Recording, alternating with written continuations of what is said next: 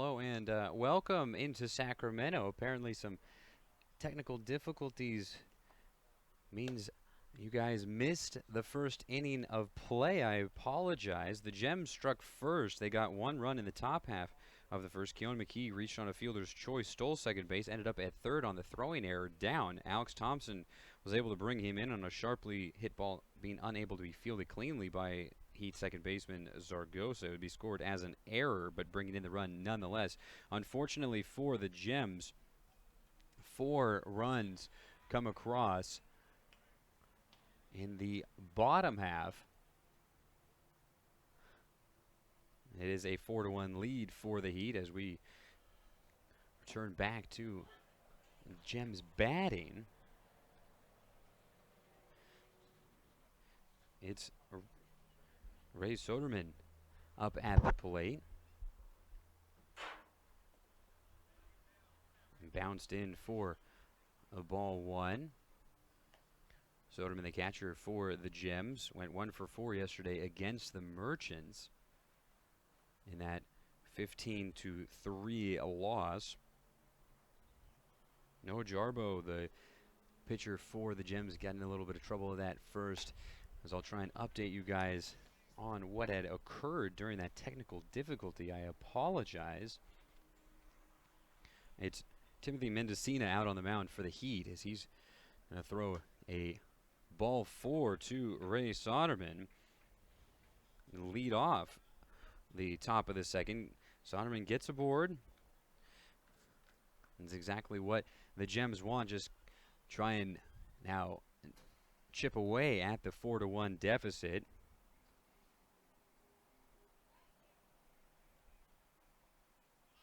It's Nolan Legan, first pitch swinging high, drive into center field. Finke back at the wall. It'll hit right in front of the warning track, rolling all the way to the wall. Being sent from first base home is Soderman. Legan stays at second base.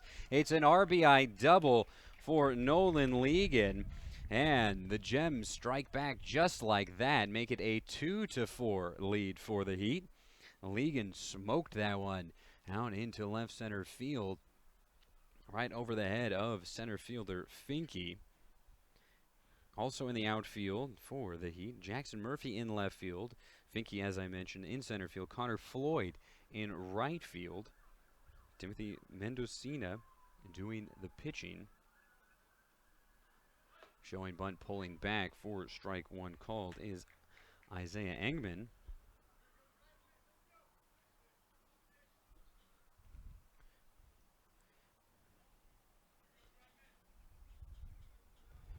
Isaiah Engman working from the back half of the right-handed batter's box and has to move forward towards the plate to get out of the way of that curveball that was behind the back. Ball 1. A 4-2 lead for the Heat here in the top of the second. The Gems trying to strike back after surrendering 4 runs in the bottom half of the first.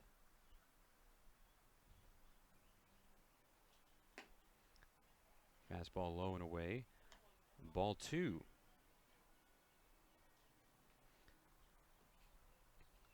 Engman steps back in, the center fielder today for the Gems.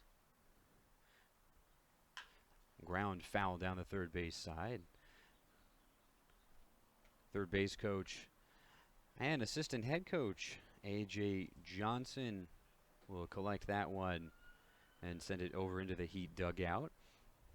It's a 2-1 count, hit for the 9-hole hitting Isaiah Engman, but really he's just a second leadoff hitter. That's how the Gems view him. And the pitch will be well outside. That's a backhand stab by Justin Beatty doing the catching today for the Heat.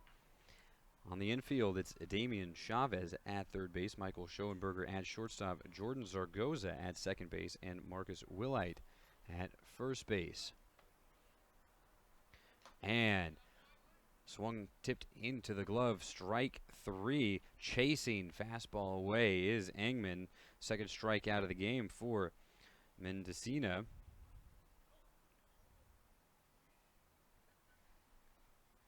That will bring Wes Carswell back to the plate. He had a single up the middle his first time up. He would be the first out, however, of the game on a fielder's choice.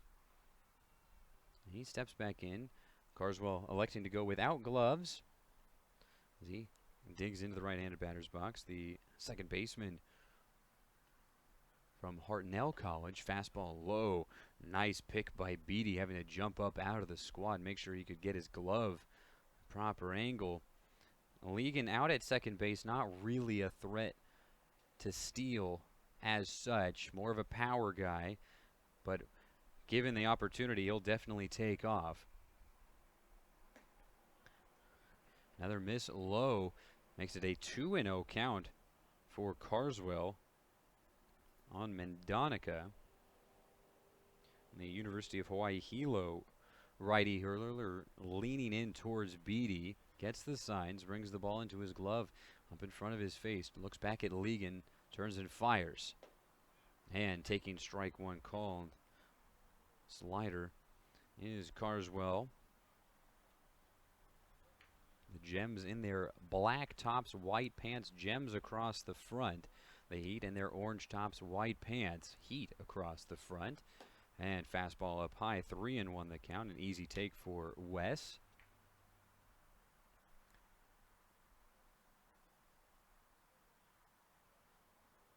Carswell steps back into the right-handed batter's box, and a hitter's count. The pitch. And that'll be driven through the left side. Legan being sent home. The throw will force him to stop at third. Getting the sign to go was Legan, but given immediately the stop sign was A.J. Johnson. A strong throw in from Jackson Murphy would have definitely cut down Legan at the plate had he turned around towards home. He realized he was not going to make that one, but good job by the Gems to force that strong throw on the single from Carswell, who is now 2 for 2 today. Runners on the corners, 1 out for Keon McKee, who reached on a fielder's choice and scored the first run of the game for the Gems. A 4-2 lead for the Heat. Carswell takes his lead at first base. He goes. High throw and being dropped by Justin Beatty on glove-to-hand transfer, trying to throw out Carswell. Carswell got a great jump, and Beatty trying to issue a strong throw and watches it just roll right out of his hand. So Carswell moves into scoring position. The second stolen base of the game for the Gems, third on the season.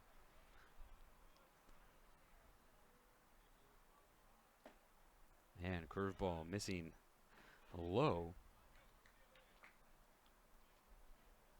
It's a 2-0 count. 1 out here in the top half of the second. 2 runners in scoring position for the 2-hole hitting Keon McKee, the shortstop. The pitch will run to the backstop and back its way in, back into the infield. It's a brick backstop, so it's going to take some friendly bounces for the defense right back into the infield. But a wild pitch just won't go down as such. It'll just be a ball. No chance for Justin Beatty, the catcher, to track that one down. Takes a nice bounce, however, off of the brick backstop and rolls right back into the infield where Mendonica can actually glove it. He's got a fresh baseball now out on the mound. The pitch. Called strike. Slider tagging the outside half. Makes it a 3-1 count. McKee taking all the way there after a couple of not close misses. The 3-1 pitch will be ball 4, missing low and away. The second walk of the inning for Mendonica will load the bases, and with that, a trip out to the mound from the Heat staff. Can't quite tell from my vantage point if anyone is heating up for the Heat, as it were.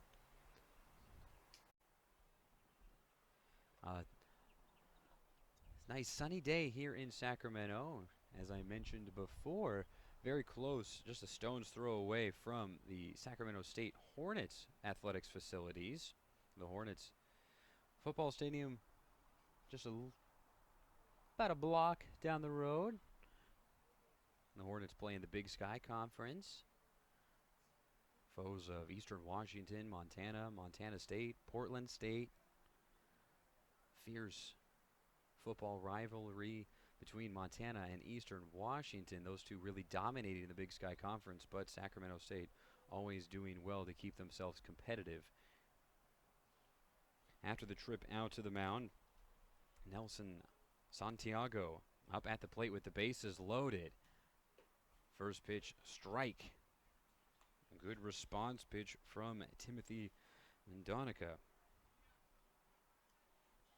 After issuing his second walk of the game and of the inning, fires in first pitch strike, but follows it up with a bad miss on the outside, low and away. Beatty has to get up out of the squat and stab it with the glove. 1-1 the count. Bases loaded. 2-4 game. Santiago high in the air on the third base side, and that'll work its way out of play. Here at the James McAuliffe complex, a couple of fields here. We've got Highway 50 behind us, a main thoroughfare for the college out behind left field, a ring of trees around the outfield. And another nice block by Beatty. Santiago has to jump out of the way of that one. Beatty's definitely get a workout here in the second. It was walks that was really the problem for the Gems, really in game one as well as in the bottom half of the first here. And that really jump-started the Gems to their 4-1 lead at the time. Santiago rips this one down the right field line. Fair ball. It'll bounce, hit the warning track, and into the corner. Being sent from first base is McKee. It's a bases-clearing triple. The Gems retake the lead. 5-4. Nelson Santiago found a hanger and took advantage, gave it a ride. Santiago, who went just 1 for 4 yesterday against the Merchants, unloads on that one. And that's a guy that the Gems know is going to have a very productive season. And it looks like Mendonica's day is done. Baseball handed off to the manager of the Heat, and a call to the bullpen being made. The Gems back on top of the Heat, 5-4. We'll step aside here. You're listening to Gems Radio.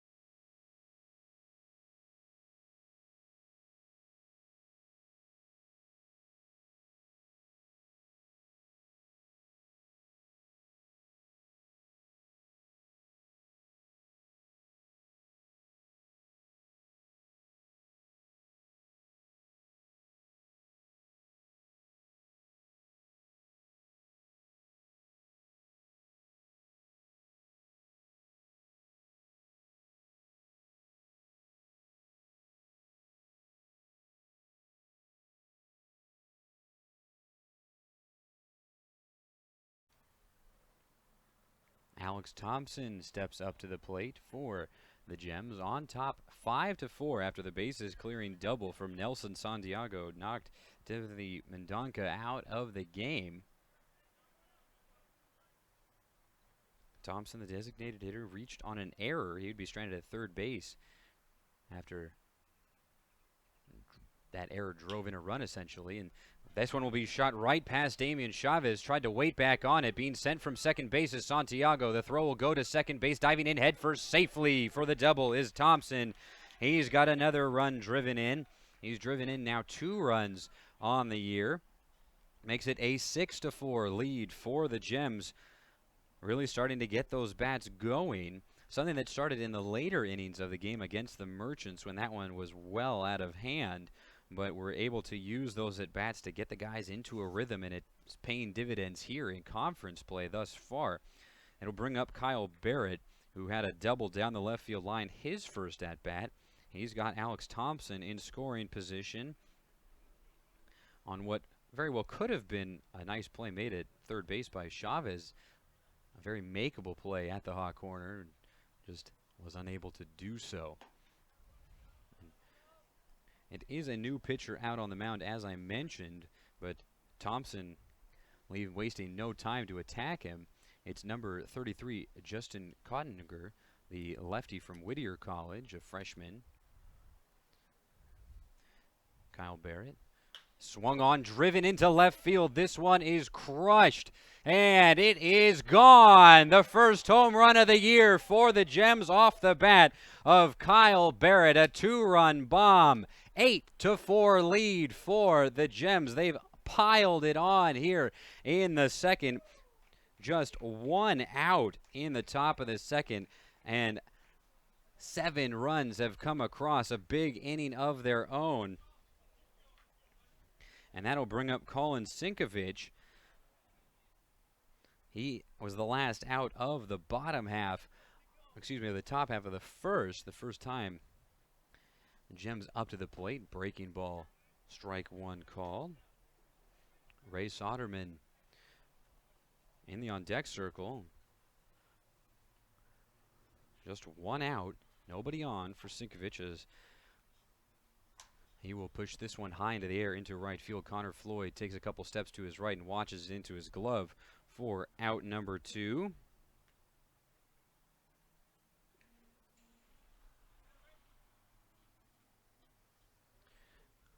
And with that, Soderman will come up, and the Gems have batted around here in the top half of the second. Highlighted by Santiago's bases clearing double and Kyle Barrett's 2-run blast. Soderman takes a big cut, comes up empty, strike 1.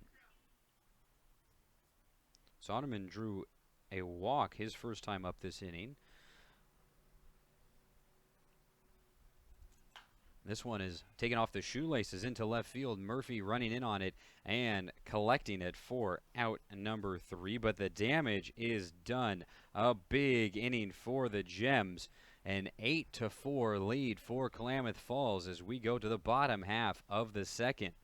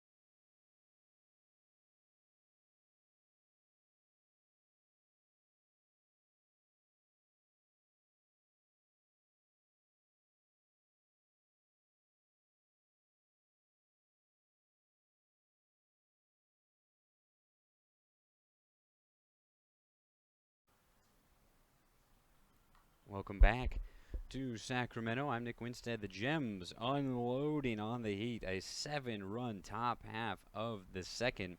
And it's up to Noah Jarbo to use that momentum out on the mound now. First pitch fastball inside. Ball one on Michael Schoenberger.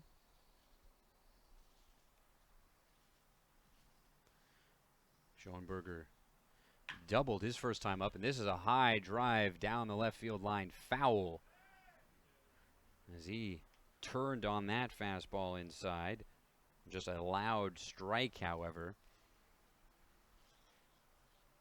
A 1-1 count now. Jarbo got into some trouble in the bottom half of the first. End up walking 3 batters, hitting 2. This one popped up high into the infield. McKee calls everybody off and collects it right in front of the bag at second base. Out number 1. And so after the power displayed by Schoenberger, he ends up missing one. An easy pop out for out number 1. That'll bring up number 9, Miles Haddad, the designated hitter who was hit by a pitch his first time up. A slightly open stance for the right-handed hitting Haddad. The pitch, fastball low on the inside half. Jarbo, the glove up in front of his face, trying to dictate the pace of this game, especially with the big lead. He's able to do so. The pitch. And dropping in a strike. Haddad had leaned back initially, and then it dropped in on him. A nice movement on the pitch from Noah Jarbo. Jarbo, again, using that movement, but it drops a little bit too late. A 2-1 count. Jarbo, the 5'11", 170-pound redshirt sophomore, fastball high and away. 3-1 the count now for Jarbo. And this is a game in which the Gems need Jarbo to eat a lot of innings. After having to use 5 pitchers yesterday against Alameda, the pitch up and out of play behind home plate. Strike 2, a full count. And that is the first full count of the game for Noah Jarbo, as he's got a fresh baseball, glove up in front of his face. Turns, kicks, and fires. Ripped down the left field line, foul.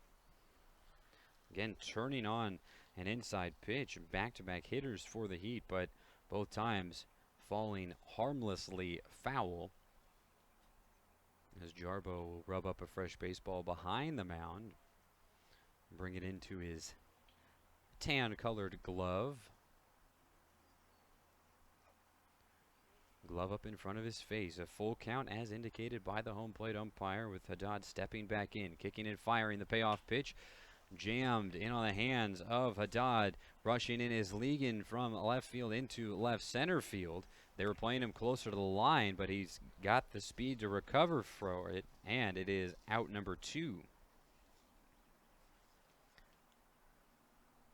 Isaiah Engman and Keon McKee also there, but Ligon with the best route to the ball. He takes over and collects it for out number 2. That'll bring up Adam Finke, who drew a 4-pitch walk his first time up. He would be stranded at third base. First pitch strike from Jarbo. Glove up in front of the face. Shakes off a sign from Soderman. Now finds the one he likes. Fires fastball away.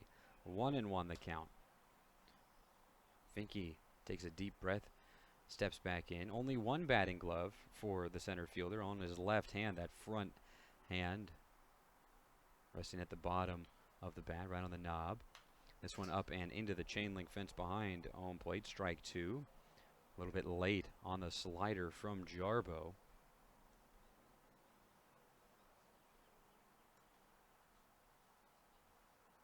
It's 385 feet out to dead center field, 345 to left center field, 350 to right center field, 325 down both of the lines here in Sacramento. And just missing on the curveball is Jarbo. Brave take from Finke. It makes it a 2-2 count. Jarbo, glove up in front of his face, shakes off a sign from Soderman, works towards first, fires. Soft grounder, third base side, foul. Sinkovich was ready to move over into foul territory to play that one, but it kept rolling away, and the Heat third base coach picks it up on one hop and fires it over to Jarbo. Time called now by Finke. He takes a deep breath before stepping back in.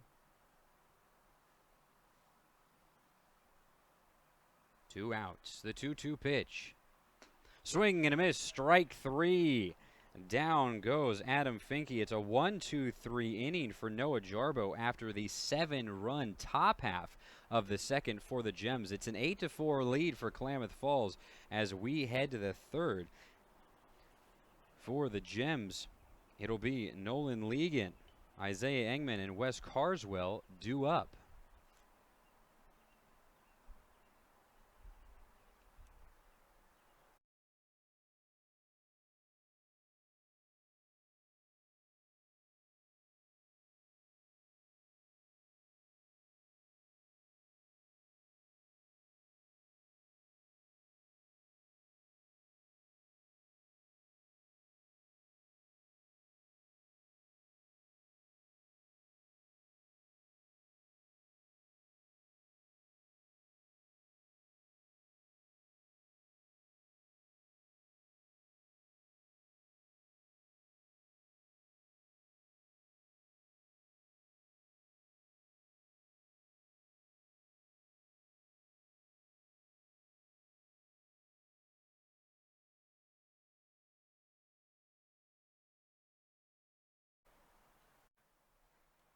It's an 8-4 lead as we're in the third inning of play now in Sacramento. The matchup between the Klamath Falls Gems and the hometown Sacramento Heat. I'm Nick Winstead.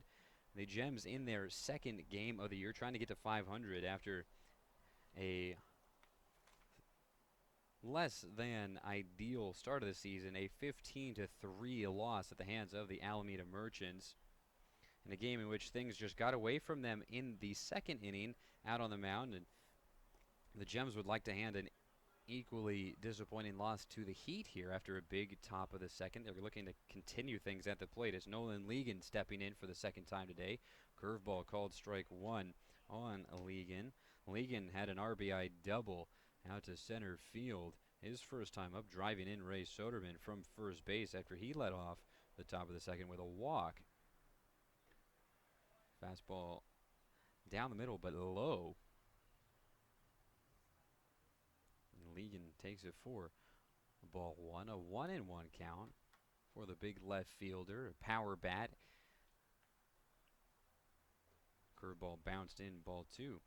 And something that A.J. Johnson and Alex Alvarado have discussed at length, the two coaches for the Gems, is this is really a lineup where it's a lot of great bats. You don't really have a weak spot in the lineup, and as I say that, Legan rips one into a left center field, rolling all the way to the wall.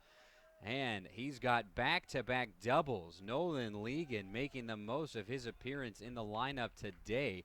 He's got 2 doubles, and he starts things rolling yet again for the Gems.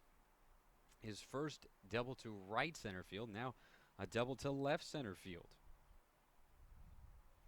That'll bring up Isaiah Engman, who was the first out of the top of the second. He struck out swinging, foul tipping it into the glove of Justin Beatty on a 3-2 pitch in which he chased outside against then pitcher Timothy Mendonica, who was chased from the game. It's now Kotner. He bunts down the third baseline, going to try and use his speed. Third baseman Chavez fires off the bag. And somehow shuffling his feet is Wilhite, able to stay on after having to move over into foul territory to field that one as Chavez's throw was offline. A spectacular play at first base from Wilhite. And Isaiah Engman trying to use his speed there A very tough play. It was laid down beautifully, not too far down the third base line where Chavez would have an easy chance at it charging in, but far enough away from the catcher Beatty to where he wouldn't get a good beat on it as well. It'll bring up Wes Carswell, and advancing over to third base on the bunt for hit attempt is Legan, so he's in scoring position a little bit closer still. First pitch strike on the outside half against Carswell, who is 2 for 2 with a pair of singles. He also stole a base. The lefty Kotinger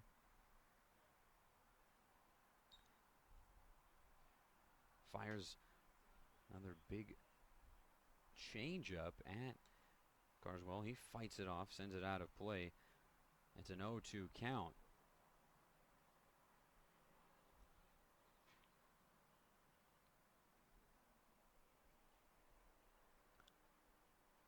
Carswell brings his black bat behind his right shoulder now. The 0-2. Trying to get him to chase outside. He lays off. A 1-2 count. It's an 8-4 lead for the Gems. They fell behind in the bottom half of the first 4-1, but responded in a big way, putting up a 7 spot in the top half of the second, and then followed it up with a 1-2-3 bottom of the second. And Carswell again fights one off. This one down the right field line, foul. Remains a 1-2 count, but he's battling, and that's exactly what you want your leadoff hitter to do. Force a lot of pitches out of guy out on the mound. Force him to work, get you out, or much better results, get yourself aboard. A 1-2 count, 1 out. Runner at third base. The pitch. And a 2-strike swing. Trying to stay alive on anything close. It was outside of the zone, but Carswell, having to protect the plate, sends it down the first baseline foul as it rolls its way towards the Gems dugout. Nolan Legan stands at third base. He led off the inning with a double to left center field.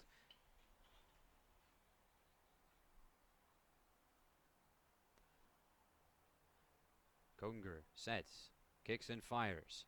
Carswell puts this one in the air into right center field. That'll drop.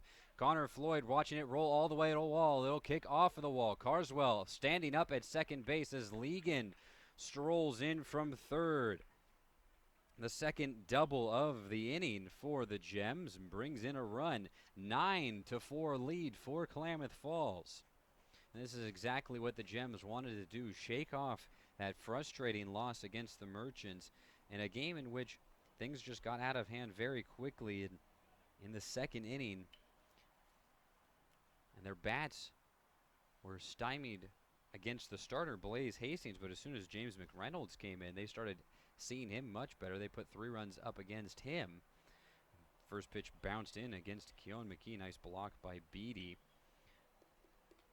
McKinney making his third plate appearance is 0 for 1. He reached on a fielder's choice, stole a base, and on the throw, it advanced over to third, and then walked and scored a run in the 7-run second.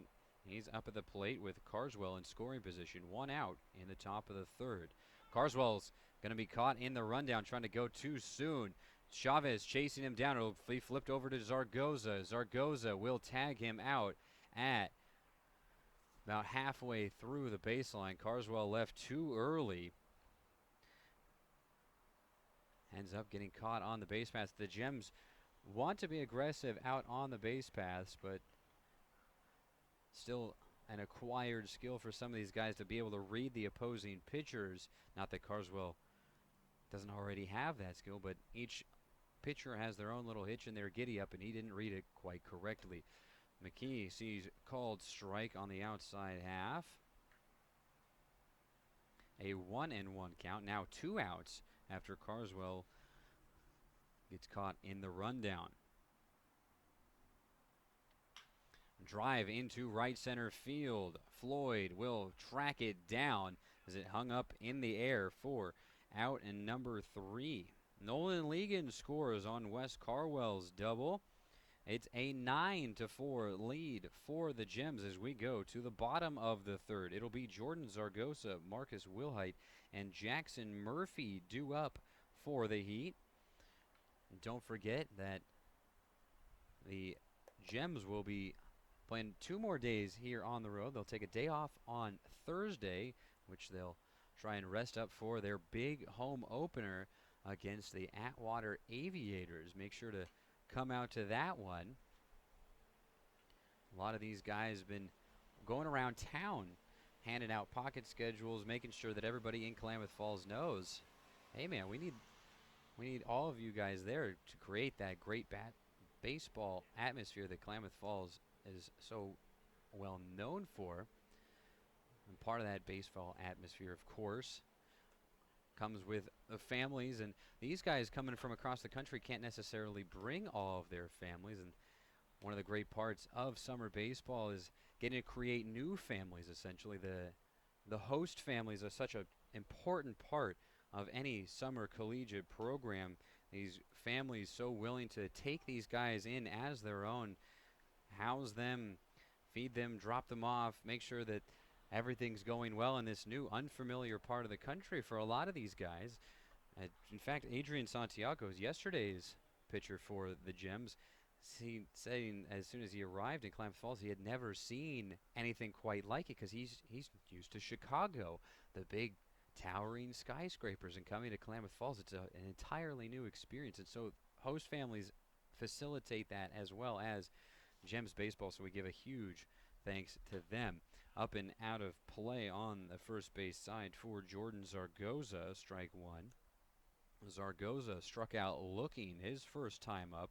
He was the first out of that 4-run bottom of the first that the Heat put up, and thanks in large part to Jarbo kind of getting out of a rhythm after he had looked pretty sharp in the warm-ups. He gave up a walk and a double and might have shaken his confidence, but he's since found it after a big lead for the Gems as he misses inside on the curveball. Glove up in front of his face, takes a deep breath, steps towards first base, kicks and fires fastball high up in the air into right center field. Barrett and Engman converging. Barrett tracks it down as he's a little bit closer. He got a good jump, as did Engman, and that's out number one. That'll bring up Marcus Wilhite, the first baseman for these Heat. He made a spectacular play in the top half of the inning. It certainly looked like he would have to come all the way off the bag, but somehow reached out and kept his foot on the bag as Engman tried to bunt for a hit. Chavez a throw that was offline into foul territory, but the savvy veteran Wilhite making a nice play. He fouls one off the third baseline, strike one. Jarbo begins his motion. The 0-1. Up and in the air again down the left field line, well out of play this time as it rolls all the way to the American flag here at the James McAuliffe Complex. A large American flag dominating the complex. Along with it, the California flag here in the capital of California, Sacramento. Fastball runs inside on Wilhite, and nice pick by Soderman. A 1-2 count. Soderman gets shaken off a couple times. Jarbo finds one he likes. Fastball high off the outside edge. 2-2 the count. Perhaps trying to get Wilhite to chase.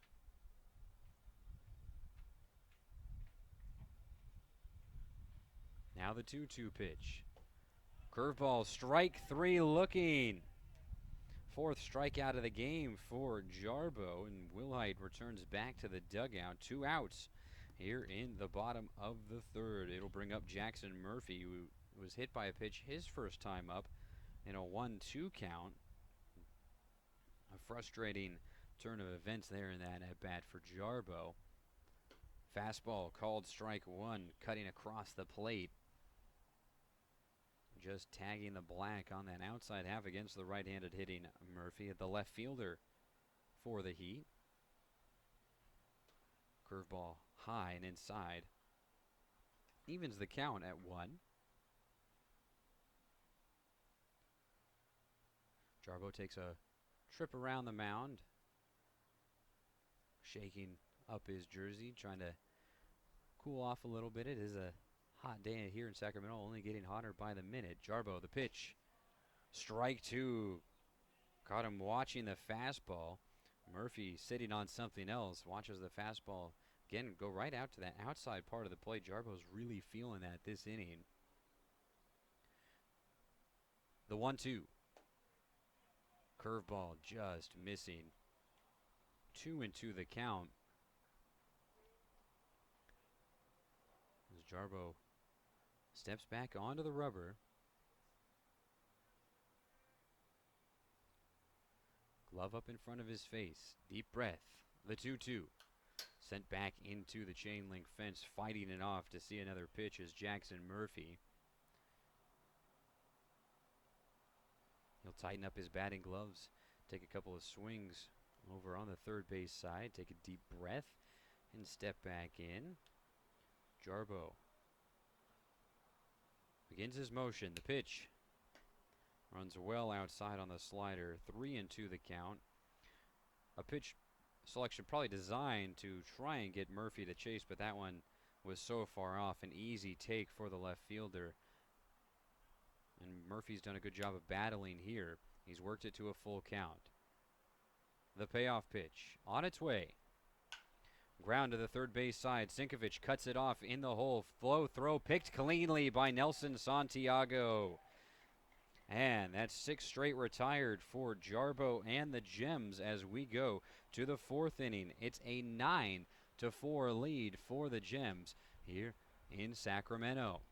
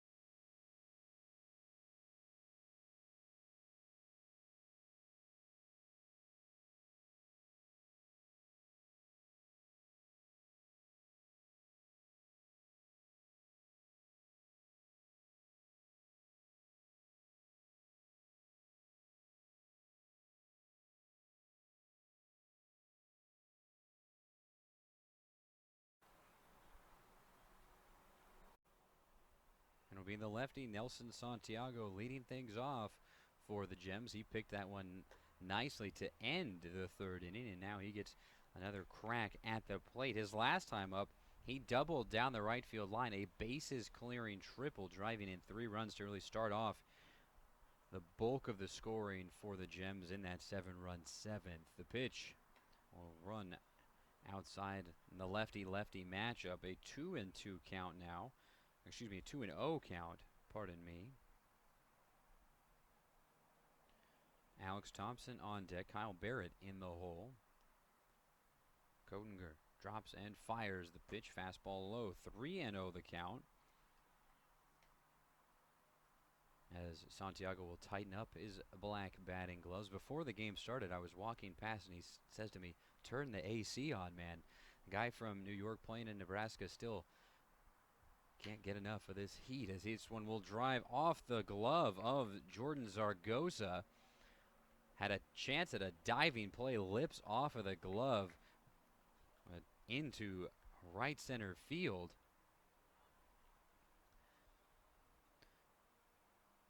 Leads leadoff single for Santiago. He's 2 for 3 now. His first time up, a strikeout, but has followed up with strong hits. A double and now a single. That'll bring up Alex Thompson, who has reached both times. He had a double his last time up to drive in Santiago, and his first time he reached on an error. Fastball outside. Justin Beatty was loaded and ready to fire, but he lost a grip on it as Santiago had taken a marginal jump towards second base, but nothing egregious. But as soon as Beatty had misplayed it, Santiago just walked back, not needing to hustle back over to the bag. It's a 1-1 count now after the called strike on Thompson. Here in the top half of the fourth in Sacramento, Gems taking on the Heat. A 9-4 lead for Klamath Falls. Swing and tapping it right into the glove is Thompson on the breaking ball from Cottinger.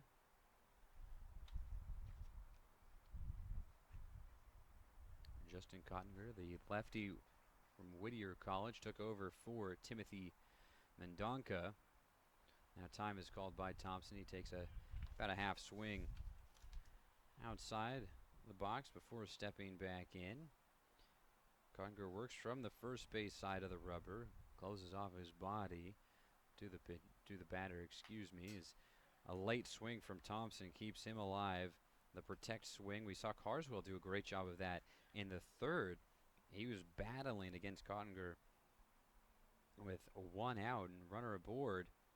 He eventually turned it into a double before being caught on the base paths.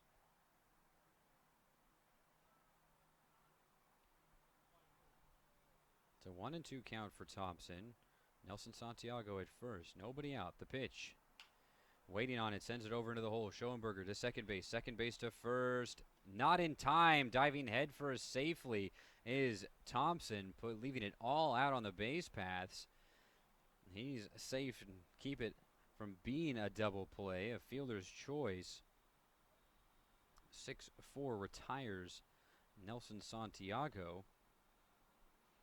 And the Gems doing what they want. They want to put pressure on the defense, and with Kyle Barrett coming to the plate, they're going to do just that. He demolished a home run in his last at bat. He's 2 for 2 on the day with 2 runs driven in, a double and a home run so far.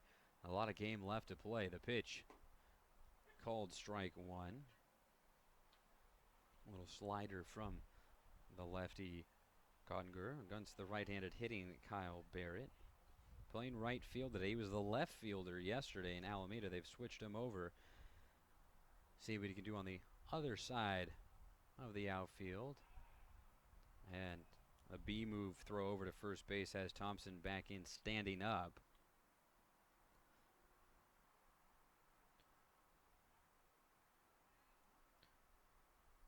Head coach Alex Alvarado coaching first base. He's got his stopwatch in his hand. Slider runs outside. 1-1 the count. 1 out in the top of the fourth. A 9-4 lead for the Gems in their first conference game in their brand new league.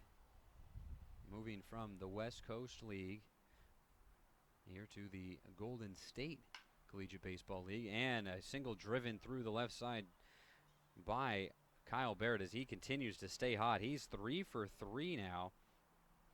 A single, a double, and a home run. And that puts 2 men aboard. Just 1 out for Colin Sinkovich, who is 0 for 2 today. A flyout in his last at-bat was the second out of that 7-run seventh. The Gems trying to add on here, continue applying the pressure for the Heat. Sinkovich hitting from the right side. Works from about the middle of the batter's box. And this one will be shot through the right side between Zaragoza and Wilhite. Being held up at third base is Thompson. Back-to-back singles for the Gems. Load the bases. Sinkovich just slapped that one the opposite way right through the right side. With Wilhite holding Barrett aboard and Zaragoza up the middle in double play depth. A huge hole, and Sinkovic takes perfect advantage. Ray Soderman will be coming up to the plate with the bases loaded. Soderman is 0 for 1 today. He flew out to end the second inning after he was the guy who started off the second with drawing a walk. First run in that 7-run second. Thompson dancing around at third base. Big curveball. Misses up high. Ball 1 on the catcher for the Gems. Plays college ball. The College of San Mateo. A Bulldog. Cottinger trying to work out of this one. Fastball. Called strike 1 on the outside half. Evens the count at 1. 1 out here in the 4th. Nelson Santiago started things off with a line drive off the glove of Zaragoza into right center field. He would be out on a fielder's choice. Alex Thompson hit into that one, a potential double play ball, but Thompson diving headfirst safely into first base and swung on, tipped into the glove of fellow catcher Beatty for Soderman. Strike 2, a 1-2 count, 1 out. Thompson stands at third base. Kyle Barrett at second base. Colin Sinkovic at first. A 9-4 lead for the Gems, trying to add on here. The pitch. And Soderman stays alive as that one pinballs off of the chain link fence that wraps around home plate. Fresh baseball delivered out to Cottinger, who came in relief in the 3rd inning.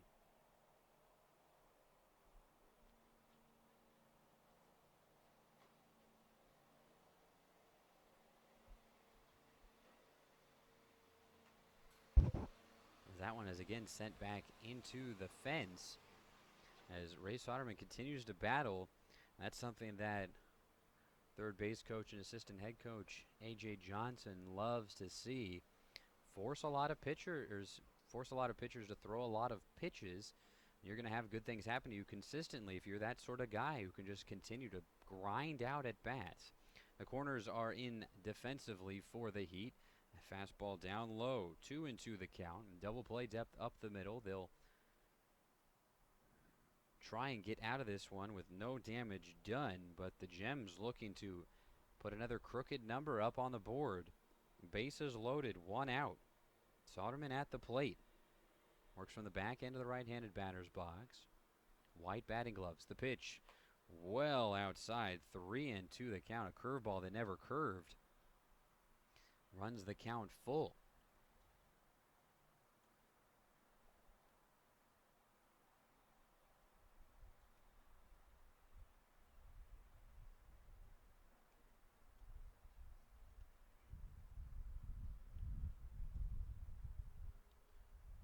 Cottinger sets, fires the payoff pitch.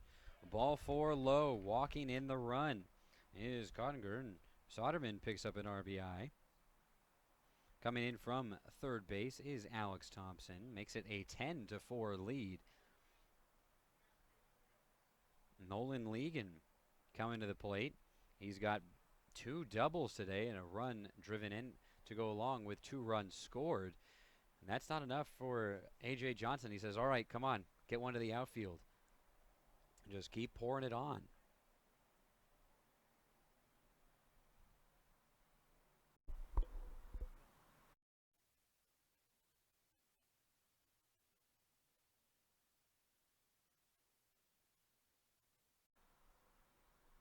After a quick trip out to the mound, Justin Beatty back down in the squat. A slight breeze blowing from first base across the diamond towards third base, and by slight I mean it, as Nolan Ligon fouls this one. And not covering the bag is the pitcher, Cottinger. He thought that one might have gone foul, but it took a turn right before it was about to go foul, and he never covered the bag, and Ligon beats it out. An infield hit RBI that rolled maybe 10 feet away from home plate. That'll bring up Isaiah Engman. The inning continues for the Gems, trying to continue adding on here. A walk brought in a run, and now an infield hit for a run. And Isaiah Engman looking for his first hit of the day. Has to jump out of the way of a fastball well inside.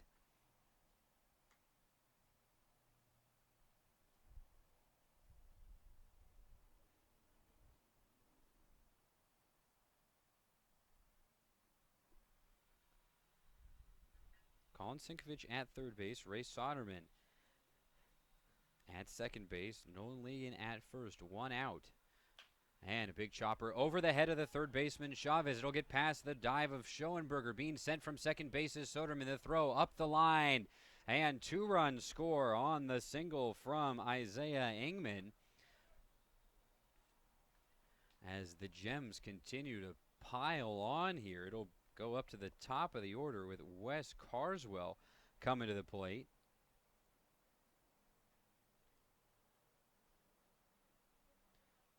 Nolan Ligon moves over to second base as he couldn't advance further on the throw as it had gone so far up the line that the catcher Beatty was gunned him down for sure. And after that, looks like another trip to the bullpen for the Heat. Guttinger's day is done. We'll take a break. The Gems continue to pile on. They're on top big, 13-4.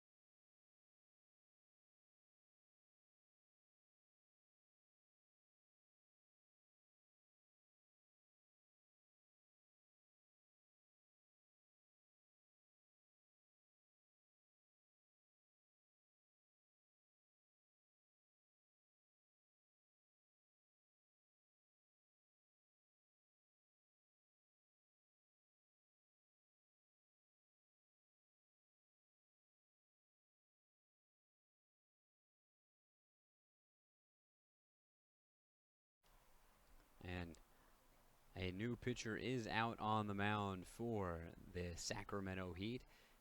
They've gone to number 19, Andrew Meister, the 6'1", 180-pound righty from Holy Names University, a sophomore who calls Rockland, California home, not too far away from here in Sacramento. So a nice opportunity for him to be able to play in front of his family. Not a whole bunch of fans here today. A lot of the fans actually making their way over to the Gems side of the diamond simply because there happens to be a tree over there. So a little bit of shade providing some respite from the sun. First pitch, fastball. And that will be. Wes Carswell thought that it hit him, and he took a trip down to first base. And runners advanced as well, and the momentary confusion there as the home plate umpire says, no, it didn't hit you. So Wes Carswell will have to come back. But certainly not a close miss from Mr. Meister. 2 runners on, 1 out, 13-4 lead.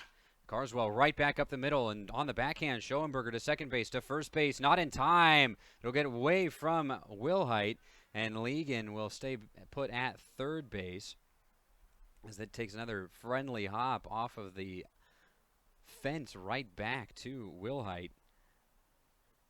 The field umpire had to get out of the way quick as he could, and somehow Schoenberger able to stay with that as it had gone right to where the umpire had been, right in front of the line of sight of Schoenberger. Gets it on the backhand, flips over to Zaragoza at second base. Zaragoza tries to turn two to get out of the inning, but ends up throwing it wide of the bag. First pitch down low to Keon McKee, ball one. Nelson Santiago is on deck. He started off the inning with a single off the glove of Zaragoza into right center field. 2-0 the count. Another miss low as McKee takes one step out, one swing before digging back in.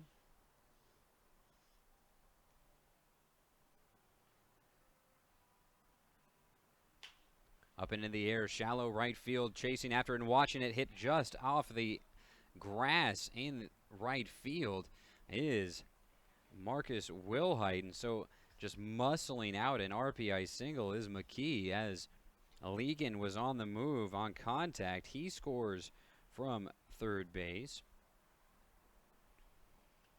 And Wes Carswell moves to second base. And with that, the Gems have batted around for the second time in 4 innings. Nelson Santiago starting off this inning is back up at the plate. 2 runners on, 2 outs. First pitch swung on, up and out of play on the third base side.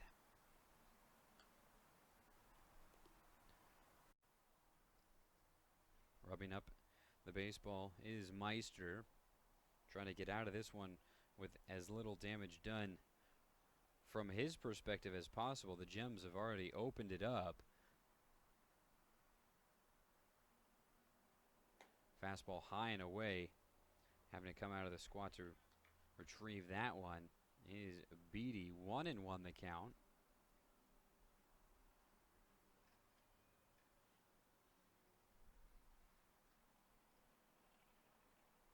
Setting at the belt, looking back to second base, turning and firing is Meister. Fastball high and inside, getting Santiago to go around, coming up empty. 1-2 the count.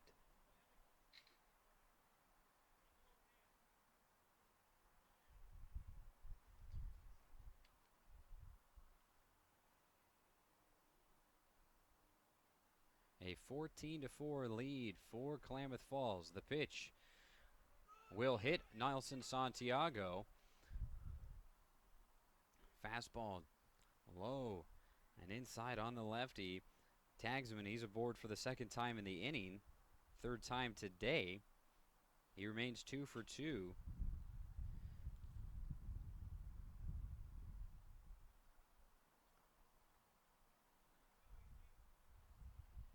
That'll bring up Alex Thompson, number 31, who reached on a fielder's choice, who really kept this inning alive thanks to his hustle. Not that it would have been the last out, but gave that spark to really the rest of the bench. And this one's a soft roller over to the third base side. Chavez charging in on it. The throw in time to first base. And Thompson can't believe it. Some cries of anguish from the Gems dugout as well. It will remain a 14-4 lead as the Gems continue to add on. Just taking it to the Heat here. We go to the bottom of the fourth. Noah Jarbo continues out on the mound. He's looking to go a lot of innings for the Gems this afternoon. They need him to eat up as many as possible. And with a big lead, it's a great formula for doing just that.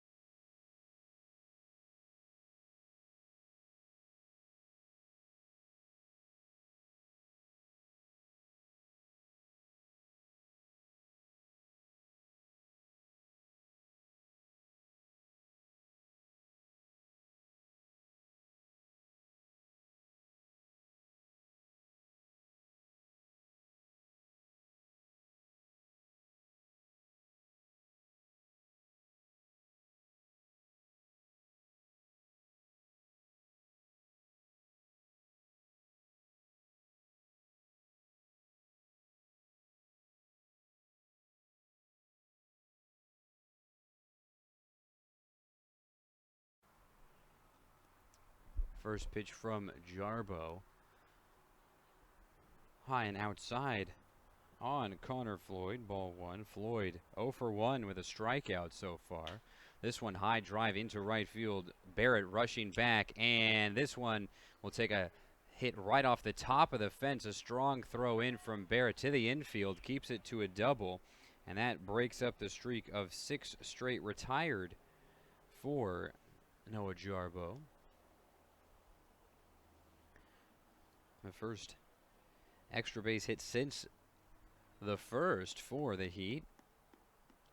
And the first hit since the first for the Heat, coincidentally. Michael Schoenberger had the first hit of the game. It was a double over the head of Ligon in left field as Justin Beatty, the catcher, steps to the plate. Fastball inside. Huge secondary lead from Floyd. About a third of the way to third base by the time he starts making his way back to second base. Keon McKee will shadow behind him for just a moment before retreating back to his position at shortstop. The pitch from Jarbo. High. 2-0 the count on Beatty, who is 1 for 1. He drove in a run with a single in the bottom of the first. That 4-run bottom of the first for the Heat. They've been stymied since then.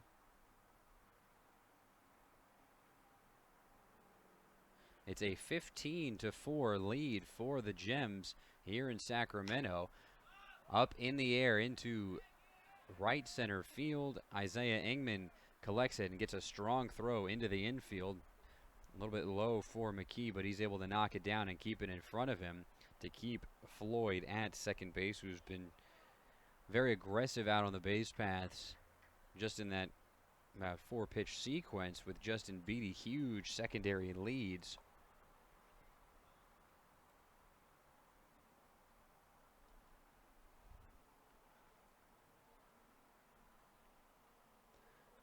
One out, and we go to the top of the order for the Heat. Damian Chavez, who is 0 for 1 with a walk and a run scored.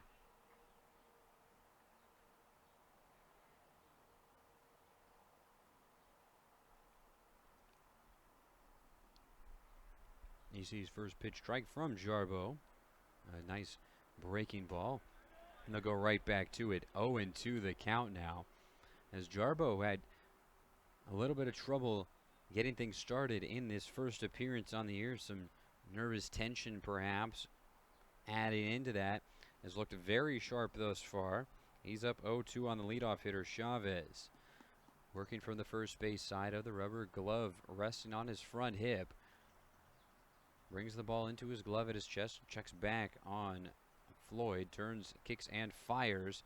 This one will get through the legs of Soderman, and for the first time today, a ball that goes to the backstop that doesn't immediately get back to the catcher. So in that will allow Connor Floyd over to third base on the pass ball.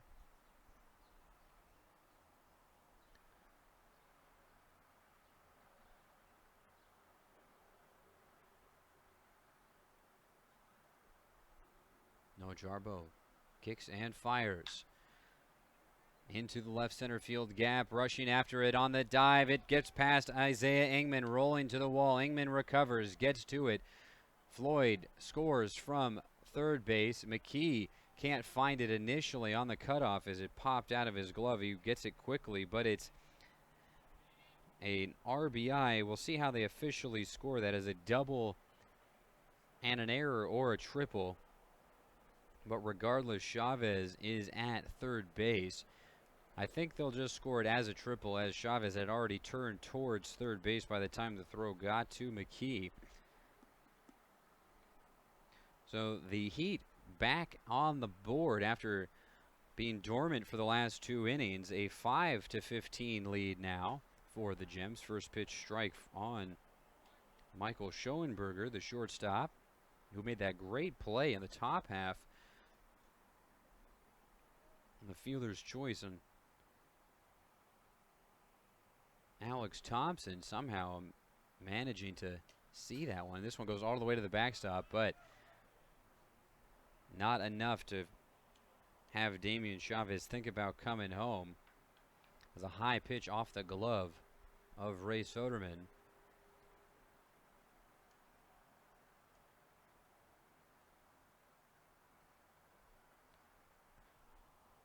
Schoenberger steps back in. He's 1 for 2 with a double today. A chance to drive in a run. Jarbo fires, pitch, and it's high on the infield, working its way into foul territory on the third base side. Sinkovich can't stick with it. Might have lost it in the sun, but that was a golden opportunity for an out. Can't make the play. Hit right off of his glove as it was initially fair territory, drifts into foul territory, and then starts drifting back towards fair territory and having to do the pop-up dance. And not getting the better of that tango this time is Colin Sinkovich. And Michael Schoenberger lives to see another pitch. The 2-2 count.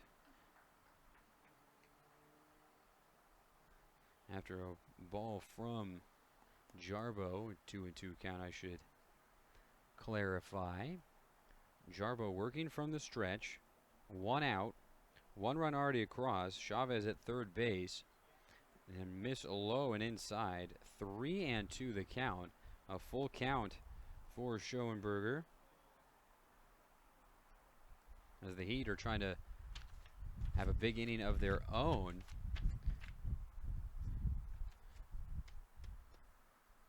Already with a 1 run across, a double and a triple given up so far in the inning by Jarbo. Can try and calm things down here against Schoenberger. Soderman sets up outside. The pitch, fastball high. Ball 4. That is now the 4th walk issued by Jarbo.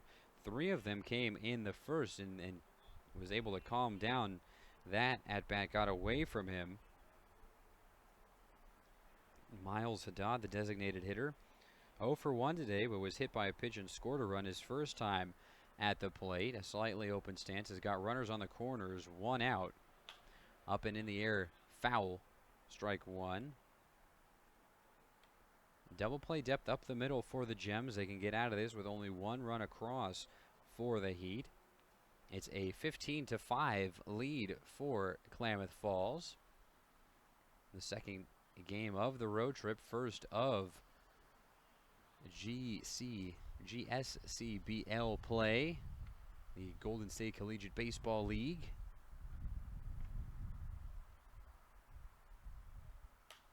Up and in the air on the first base side. Santiago with the glove up in front of his eyes, shielding it from the sun. He reaches back and collects it just a few steps off of first base for out number 2.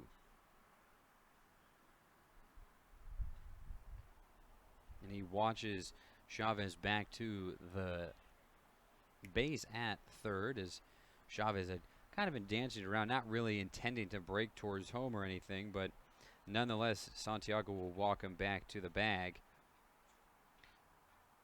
Haddad 0 for 2 now, and that will bring up Adam Finke, who is 0 for 1 with a strikeout and a walk. And this one is lined right into the glove of Keon McKee.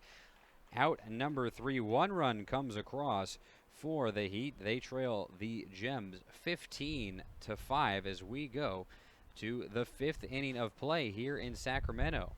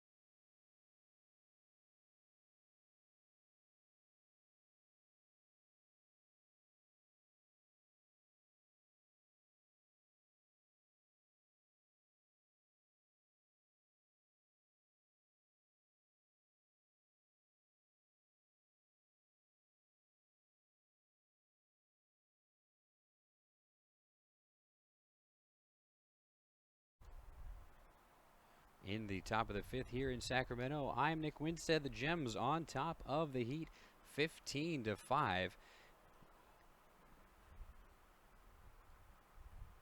A big bounce back game for the Gems. Kyle Barrett at the plate. Watches fastball run inside for ball 1. Barrett has had a big day. On a big day for the Gems, he's had a double, a home run, and a single. 3 for 3, 2 runs scored. This one up in the air into right field. The new right fielder, number 27. That is Jacob Freel.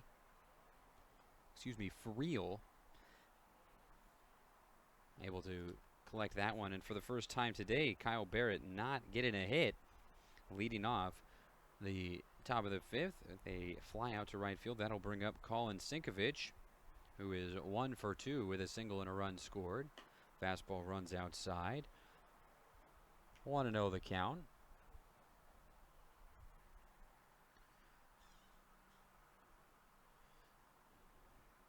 Jacob Freel taking over for Connor Floyd out in right field. It's a 2-0 count after another miss on Sinkovich. Sinkovich had the first extra base hit of the year for the Gems.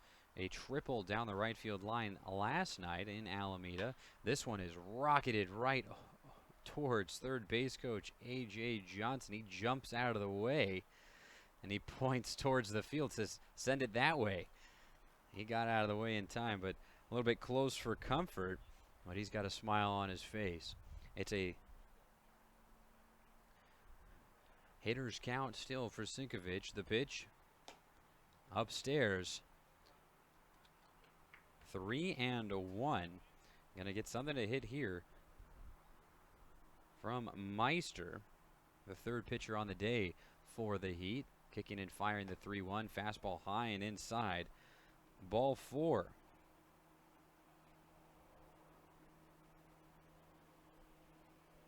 Second walk of the appearance for Meister.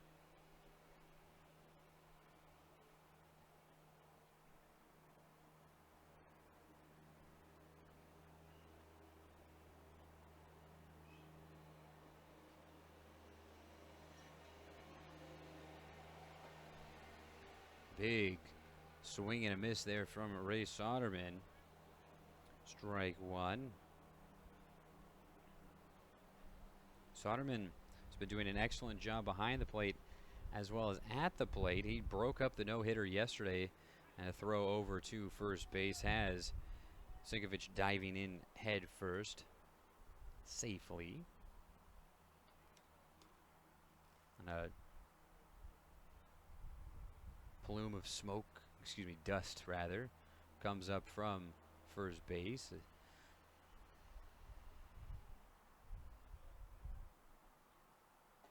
Fastball down low. Evens the count at 1-1. Although some of the players might think, yeah, that is smoke. We're burning up in here. A hot day in Sacramento, middle of California, as is pretty much the norm for Sacramento during the summer. Central California, things tend to stay a little bit hotter. And this morning it was quite cool down in the Bay Area. It's now a 2-2 count after a miss low. 87 degrees the temperature here in Sacramento, but with relatively no wind and no shade, it feels a lot hotter still, especially for the Gems in those black uniforms, black tops, white pants. As Soderman fights off a 2-2 pitch, sends it to the backstop. Remains a 2-2 count.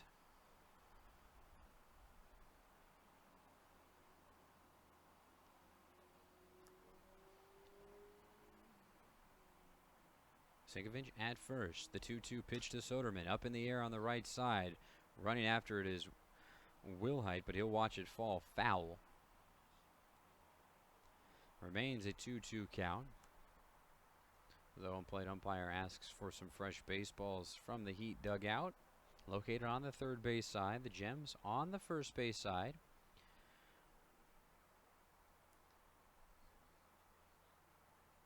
Soderman will pick up a little bit of dirt and rub it on the handle of the bat. Sinkovich takes his lead at first base. Wilhite covering. The pitch breaks way too early. Coming out and blocking that one in front of the plate is Justin Beatty. A full count now on Soderman, who's continued to battle. He's put together some really nice at-bats. Back-to-back at-bats with, he's gone full count. Last time up, he was able to draw a walk and bring in a run as it was a bases-loaded walk.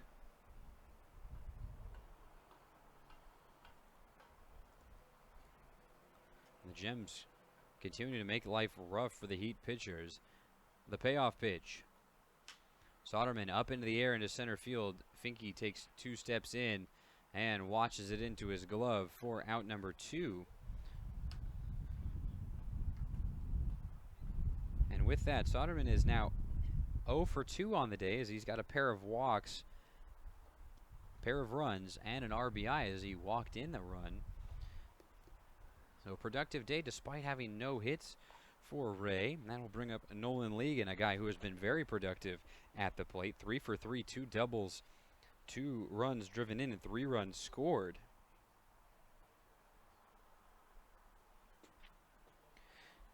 The left fielder for the Gems, a slightly open stance, has 1 runner on, 2 outs here in the top of the 5th.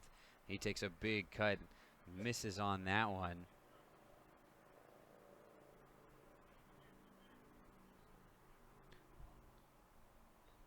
As the home plate umpire will go and send a fresh baseball out to Meister, giving Beatty a chance to take a break, take a little rest, as looks like that pitch might have caught him on the hand or forearm. Give him a chance to try and shake that one off quickly. Sinkovich takes his lead at first base. Meister fires. Slider called strike. Cuts just barely catching that front end of the plate on the corner. It's an 0-2 count for Ligon. Ball behind the back, brought into the glove, setting just above the belt is Meister, kicking and firing the 0-2. Curveball way upstairs, 1-2 the count.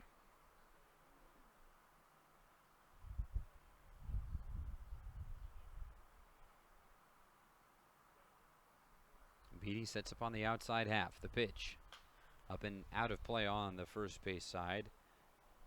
Continuing to battle is Ligon. This game started at 11:54, so just about 2 hours played, and we're in the top of the 5th. A 15-5 lead for the Gems. Again, fighting off a pitch over on the first base side is Ligon. That'll send a member of the Heat chasing after that one.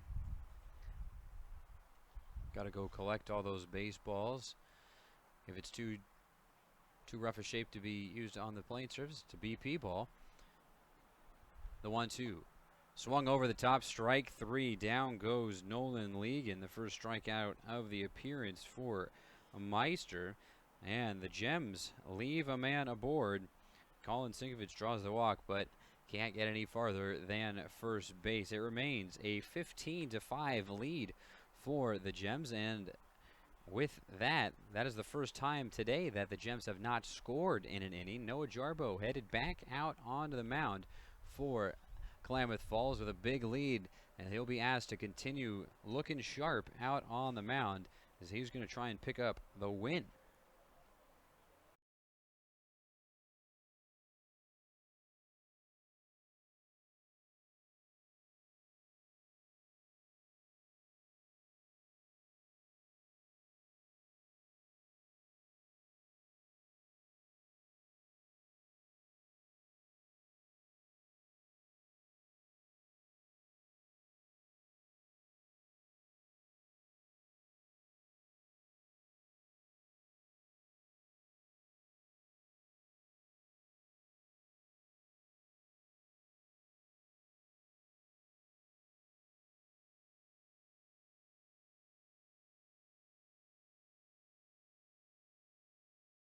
The call for balls in comes from Ray Soderman as he fires the Last pitch of the warm-up sequence down to second base.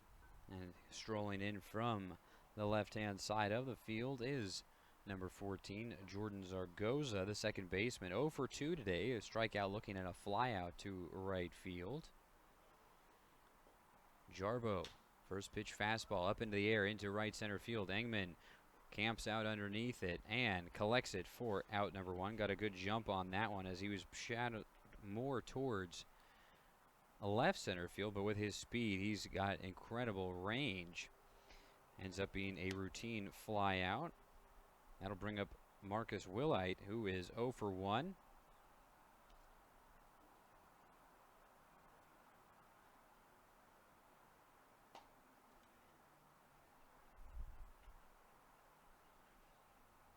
First pitch fastball, strike 1 for Willite as he took a step out. Now pitch upstairs for a ball.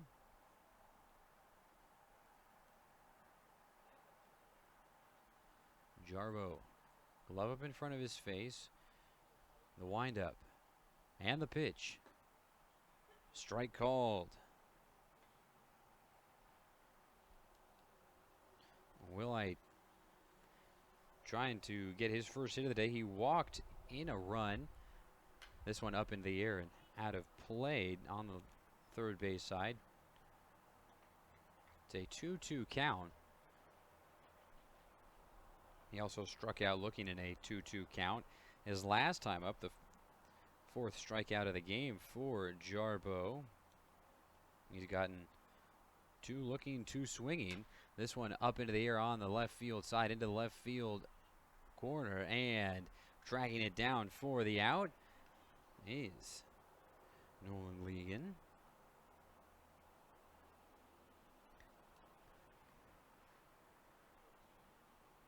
Isaiah Engman also rushing over towards it, but Ligon got a good angle on it.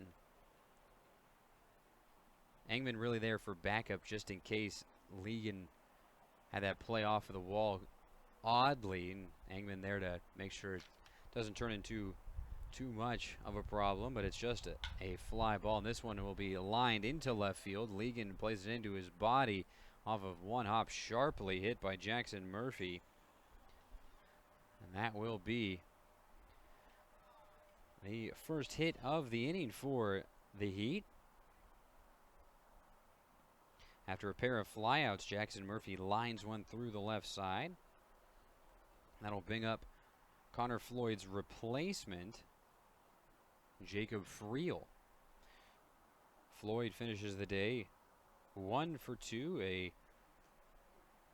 double as Friel gets hit in the front shoulder, trying to lean out of the way of that one, ends up turning right into it. A hits Batman for Noah Jarbo. They're going to try and get him through 5 innings, put him in line for the win, if nothing else. But if he could go 6, that would be a boon for the Gems. But it's 2 runners on, 2 outs. And the catcher, Justin Beatty, headed to the plate. He had to take off some of his catcher's gear and put on his batting gloves as he spins the bat in his left hand. Takes 1 swing before stepping into the right-handed batter's box. Jarbo takes a deep breath, brings the ball into his glove and out in front of his chest, now steps off.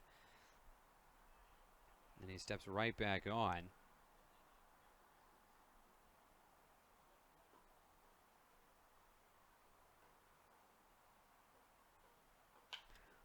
Jam shot in on the hands, but muscled out into left center field. And Engman making a great play, lunging out at the last second, using his speed to be able to recover on that one. Ligon was behind, but with Engman with such force, Ligon let him go after that one. Got a great jump on it. Beatty trying to muscle that one out into shallow left center field, but the speedy Engman able to deny him. 3 flyouts in the 5th. Strand a pair for the Heat. Jackson Murphy at second base. Connor Floyd at first. We go to the top of the 6th here in Sacramento.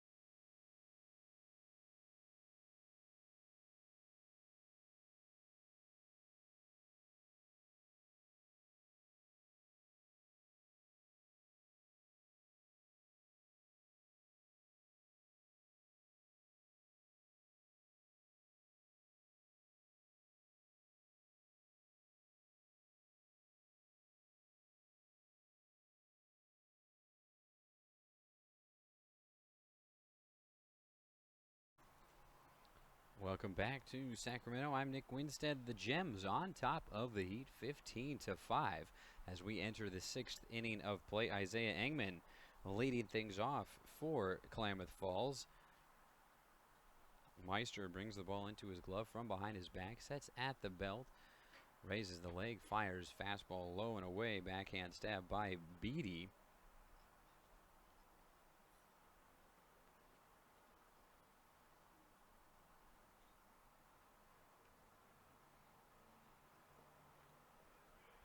Another fastball low, another nice block by the catcher, makes it a 2-0 count though, as Isaiah Engman, his last time up, hit a big chopper over the third baseman Chavez, brought in 2 runs back in the 4th.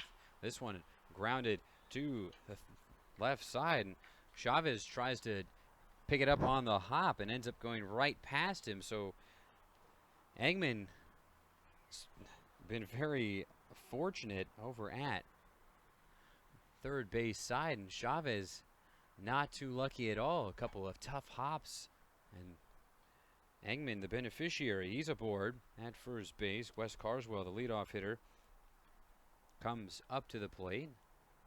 He has reached safely in each of his 4 at-bats. 3 hits and a fielder's choice. Let's put him aboard. He's only scored 1 run, though, despite the 15 runs put on the scoreboard by the Gems. Only one of them is Wes Carswell's, despite having been aboard 4 different times. He has also driven in a run on a double back in the 3rd. This one up and out of play on the first base side.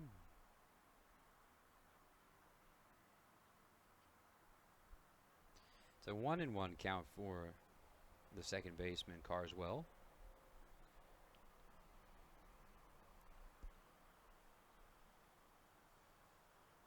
Kicking and firing the pitches. Meister, this one will go to the backstop. Engman got a good jump, and by the time Beatty had gotten that one back into his glove, he realized he had no shot at Engman. He advances on the pass ball into scoring position. And the Gems with a couple of guys with really great speed. McKee, Engman, Marzell Brown, also a guy, when he gets his opportunities, he knows he's going to be able to use his speed. As Carswell rolls this one over to shortstop, Schoenberger has it hit off of his right shoulder into center field, and scoring from second base, displaying that speed, is Isaiah Engman. See how they rule that one. It was a real tough hop for Schoenberger. Just ate him up and ends up getting back out into center field. Of course, he's going to feel bad about it regardless, but that was a tough play. Keon McKee comes to the plate, and after Carswell is on the run and trying to protect him there, as he realized that Carswell had gotten a bad jump, he lunges out at that pitch. Carswell might have actually been safe only because Meister didn't realize it. Carswell got thrown out on the base paths jumping too early earlier in the game. Back in the 3rd, he was at second base and tried to steal third.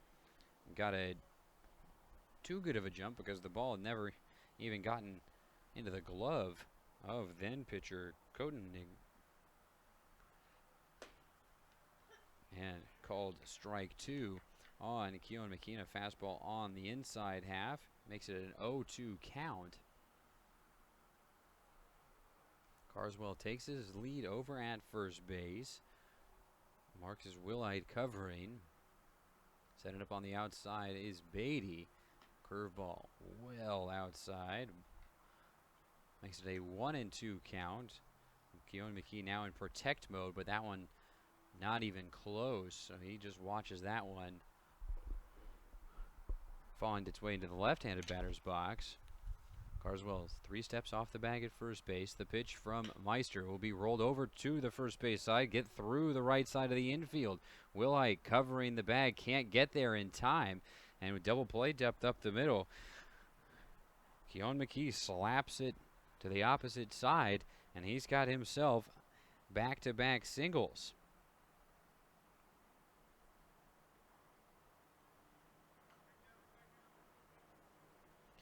So the Gems, again, putting the pressure on. 1 run already across, a 16-5 lead as Nelson Santiago comes to the plate.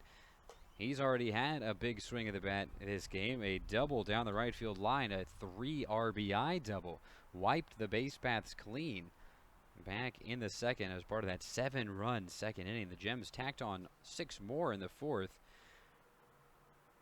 Those 2 crooked innings, they were also able to put up 1 apiece in the first and third. The 5th inning was actually the only inning in which the Gems have not scored a run. They've already added 1 here after Isaiah Engman was able to get aboard a single to the left side, advanced to second base on a pass ball, and scored on what could very well be an error. Santiago rolls one over to the right side, out of the reach of the second baseman Walsh. A strong throw into the plate, cut off, and not in time on the relay as Carswell scores from second base. An RBI single for Nelson Santiago, his 4th RBI of the game. That'll bring up Alex Thompson. Thompson nearly beat out 2 plays in his last time up in the fourth. The first time he reached on a fielder's choice by diving headfirst into the bag to be safe to break up what very well could have been a double play as EC's first pitch called strike on the slider from Meister. His second time up was essentially a swinging bunt and a great play by Chavez and Wilhite to be able to pick that one cleanly, but Thompson very close as he swings and taps it into the glove of Beatty for strike 2. Runners on the corners for the Gems. Nobody out here in the top of the 6th. 16-5 lead. Made 17-5 after Nelson Santiago drove in 1 more, and an emphatic foul call coming from the home plate umpires. That was rolled right down the line, but played in foul territory at the last second. Remains an 0-2 count for Alex Thompson. Runners on the corners, no outs. And the pitch. Diving over to his right and able to keep it in front of him is Beatty. 1-2 the count now for the designated hitter Thompson.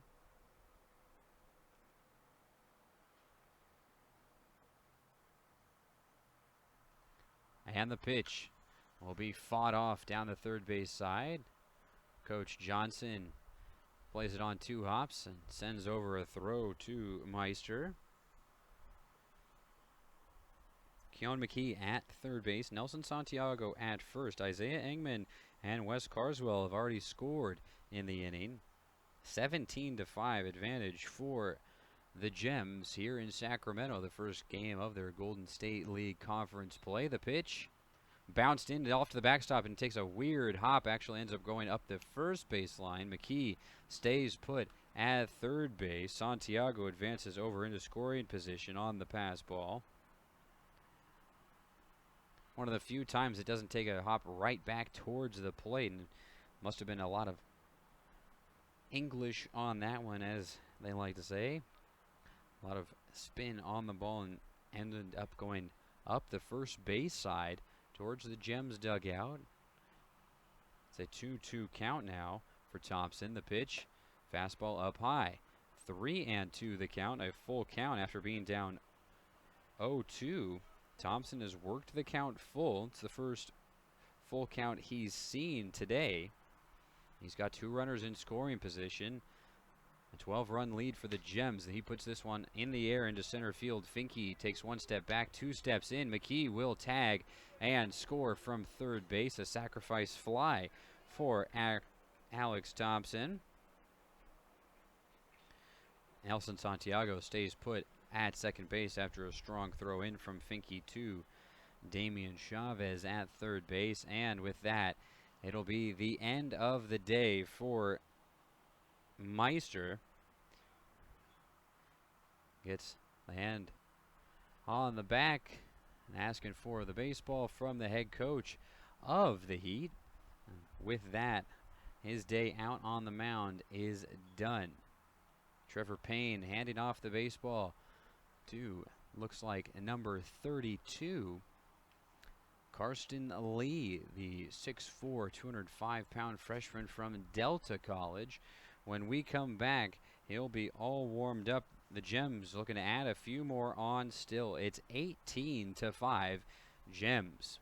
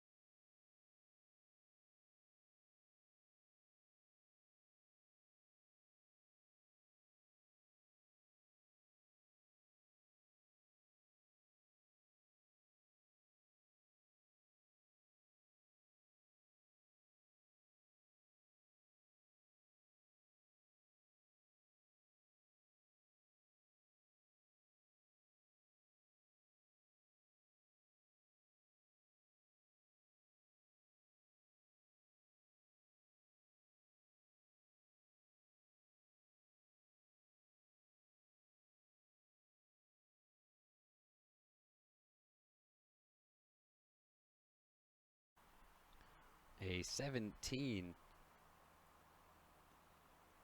lead for the Gems.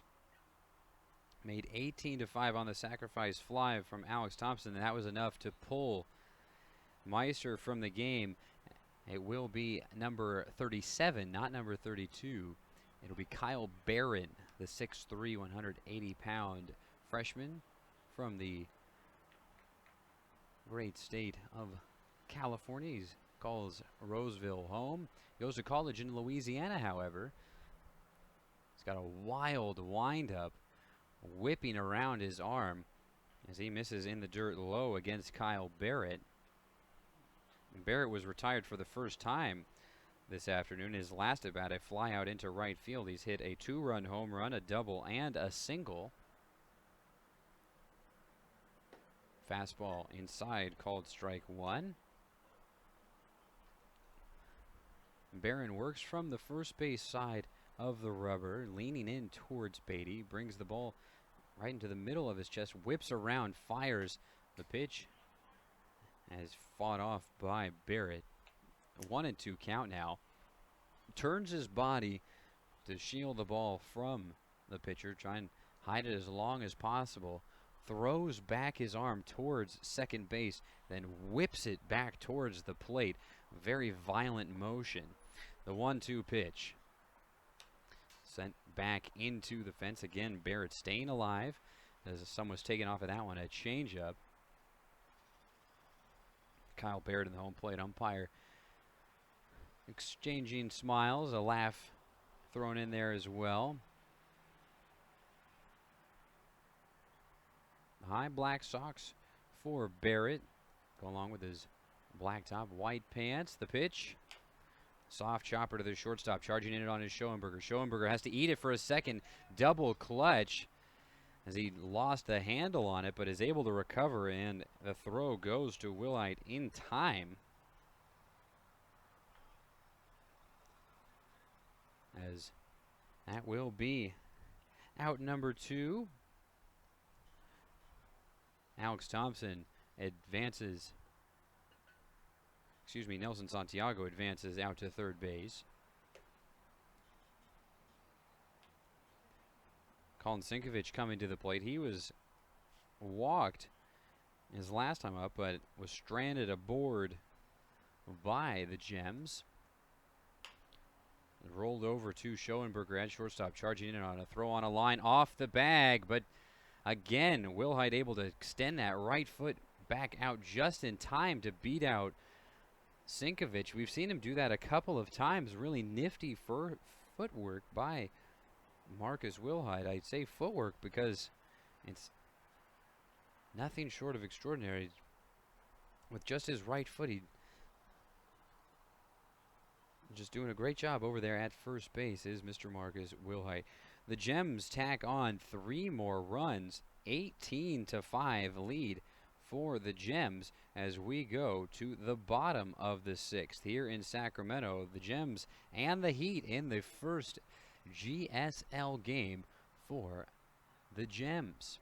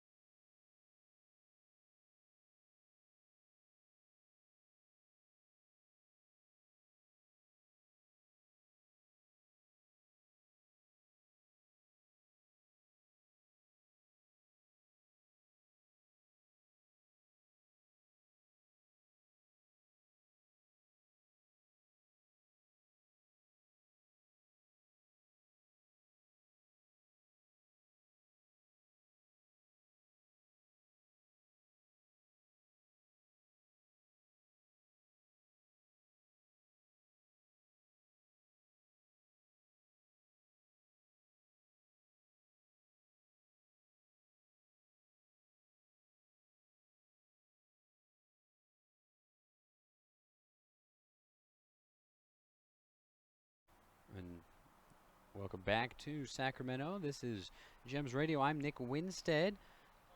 The day is done for Noah Jarbo. He goes 5 innings strong, is in line for the win, gave up 5 hits, 5 runs, all of which were earned, 4 walks and 4 strikeouts. And number 21, Daniel Goodell, will take over out on the mound. The righty first pitch to Damian Chavez leading off the inning, and the leadoff hitter for the Heat is up and out of play on the first base side.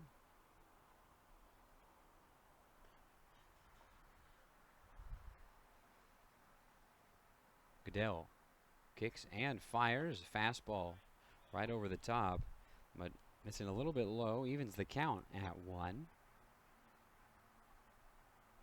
Goodell, a native son of Klamath Falls, getting to play for his hometown Gems, getting his first start on the road, his first appearance, I should say, on the road, as this one is again fouled up and out of play by Chavez. A 1-2 count. You're in the 6th, and 18-5 lead for Klamath Falls. The pitch from Goodell. Fastball inside. Michael Schoenberger at first. Miles Haddad up at the plate. Double play depth up the middle for the Gems. Fastball inside. Ball 1. And 18-5 lead for Klamath Falls after being on the wrong end of a 15-3 game. The Gems decide that they're going to force someone to endure that sort of a game themselves, as this one is hit high into the air, into shallow center field, working its way back onto the infield. Carswell will watch that hit right in front of him. He lost it into the sun, and the infield fly rule comes into effect. Miles Haddad is out, but advancing on the misplay by Wes Carswell is Damian Chavez. He moves over to third base. Double play still on the table to get out of the inning, but a runner 90 feet from home. Chavez scored the first run of the game for the Heat back in the first after drawing a 4-pitch walk his first time up. Goodell fastball high off the outside edge to Adam Finke. Finke, the center fielder, is 0 for 2 today. Walked and scored in that 4-run first. Goodell, fastball left out over the plate. This one is back at the wall. Gone!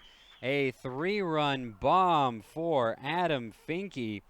Took advantage of a mistake from Goodell and blasts one into the trees beyond the left field fence.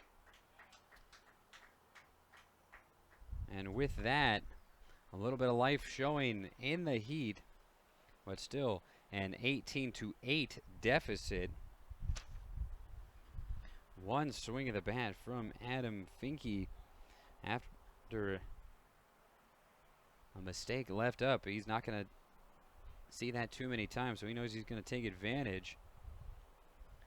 Goodell now with fresh opportunity gets Jack Walsh to roll over to Wes Carswell at second base, a 4-3 put out. Walsh taking over for Jordan Zagoza, who went 0 for 3 with a strikeout looking at a pair of flyouts. Now 2 outs in the bottom of the sixth. Marcus Willite, the first baseman who has been so stalwart on defense, 0 for 2 at the plate, but has a walk and an RBI as he walked in a run by drawing that walk.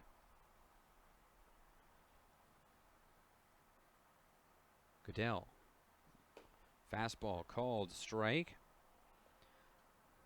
2 outs here in the bottom of the sixth. 3 runs across to match the 3 runs put up by the Gems in the top half. The pitch from Goodell. Bounced in off the shin guards of Soderman over up the first base side. Alex Alvarado Sr., the head coach of the Gems, goes out and retrieves that one. The pitch from Goodell, up and out of play on the third base side. The home plate umpire asking for a little bit of water. It's a 2-2 count on Willite. A 3-run home run for the Heat, capitalizing on the inning as Willite will roll this one through the right side. A 2-out single, try and keep the inning alive. And Jackson Murphy is due up. He picks up the bat left by Willite and will send it back over towards the Heat dugout on the third base side. It's an 18-8 lead for Klamath Falls after the 3-run home run from Adam Finke makes it a little bit closer. Daniel Goodell on in relief for Jarbo. Fastball inside. Soderman had set up on the outside part of the plate and it runs back inside. Jackson Murphy. Murphy is 1 for 2 with a single and a ground out. He was also hit by a pitch, and that hit by pitch brought in a run. Part of that 4-run first, as Ray Soderman wins a strike for Daniel Goodell there. A little bit iffy on the call, but a nice frame job by Soderman helps influence a strike. It makes it a 1-1 count. 2 outs here in the bottom of the sixth. The pitch left up a little bit high, just being able to hold back is Jackson Murphy. And on the appeal, going around, strike 2. Soderman asks for the appeal. Home plate umpire goes out to the field umpire, and it becomes a 1-2 count. Goodell nods in agreement with Soderman. Looks over at first base. The 1-2 pitch. Popped up high into the air into shallow right field. Carswell, glove up in front of the face, and is able to recover, spins around and catches it for out and number 3. 3-run bomb from Adam Finke makes it an 18-8 deficit for the Heat. The Gems still very much in control as we go to the 7th. Due up for Klamath Falls, it'll be Sinkovich, Soderman, Legan, and Engman.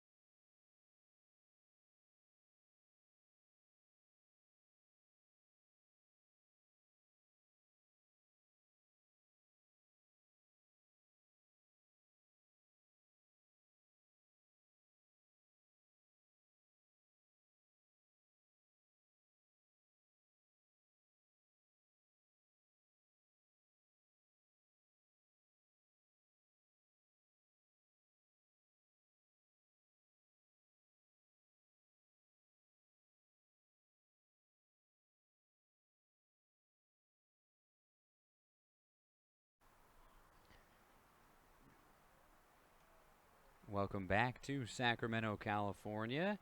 Nick Winstead on the call as the Gems up 10 runs, 18-8, after both teams exchange 3 runs to keep it at a 10-run lead for Klamath Falls. Ray Soderman stepping up to the plate, sees first pitch ball from Kyle Barron. And this one is sent out of play by Soderman, evens the count at 1-1.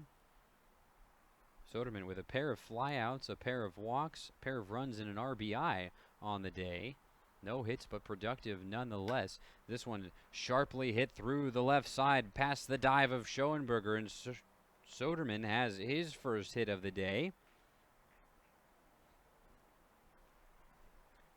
And with that, Nolan Ligon comes to the plate. Ligon, 3 for 4 with 2 doubles, 2 runs driven in, and 3 runs scored. His last at bat, the first time he was retired, a strikeout swinging to end the top of the 5th. This one up and in the air on the first base side will land just beyond the Gems dugout. Strike 1. The Gems go up to Reno later this evening. They'll be playing the Reno Bighorns tomorrow, and then a doubleheader the day after that.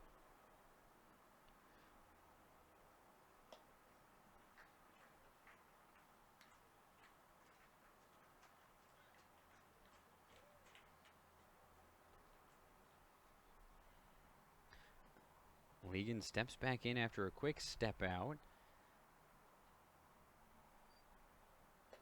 Big swing and a miss. Strike 3. Down goes Nolan Ligon. Back-to-back swinging strikeouts for Ligon as he becomes the first strikeout victim for Barron.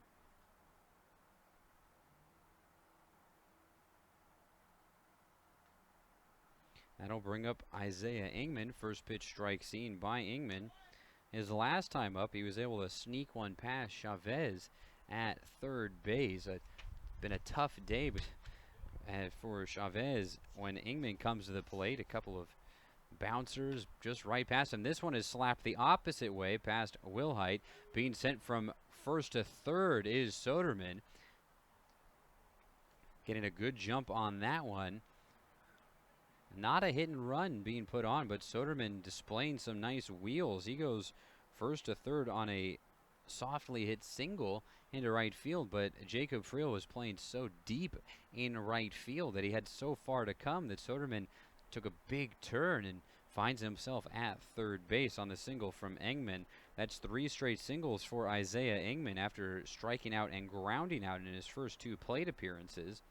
He's turned it on here for the Gems. First and third, 1 out for Wes Carswell, who has reached safely in all 5 of his at-bats, be it a hit or error fielder's choice. He takes a big cut at that one. Strike 1. An 18-8 lead for Klamath Falls after they were on the wrong end of that game against the Merchants, a 15-3 final. Carswell takes such a big swing, he ends up down on one knee. Strike 2. Finds himself off balance on the high fastball from Barron.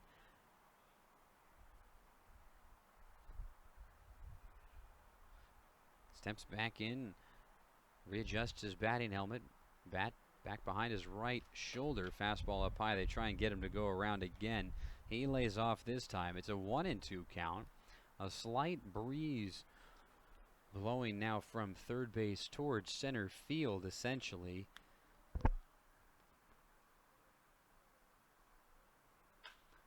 In on the hands of Carswell, fights it off into right field, and tracking it down is Friel. Tagging up and scoring from third base is Soderman. A sac fly for Wes Carswell. Almost was able to muscle that one into the gap, but it hung up just a little bit too long. Go down as a sacrifice fly, though. Ray Soderman scores from third base. And yet again, the Gems have been able to put a run on the board. Only inning they haven't scored thus far is the 5th, where neither team was able to score. And a rocket into the glove of Damian Chavez off the bat of Keon McKee. And just like that, the inning is over. The Gems tack on one more, 19-8 lead as we go to the bottom of the 7th.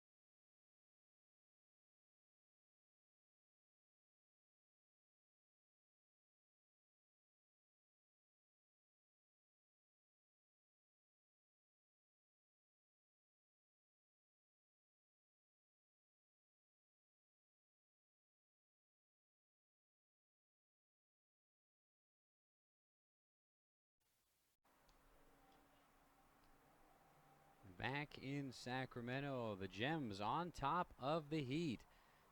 19-8.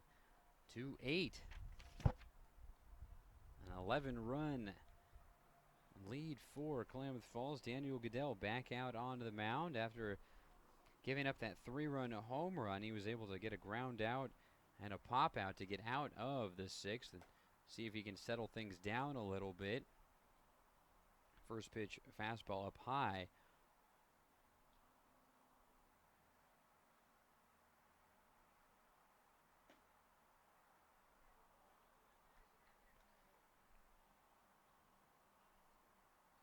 The pinch hitter into the game for the Heat, number 27. That's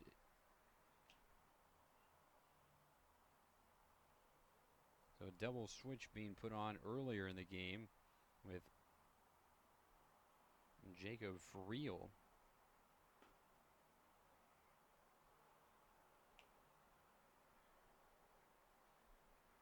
It's a 2-2 count now.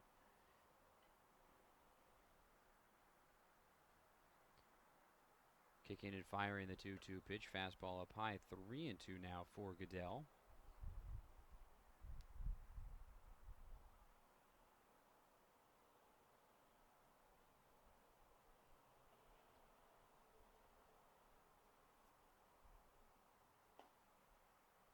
And that will be ball 4 after a miss just a bit off the outside.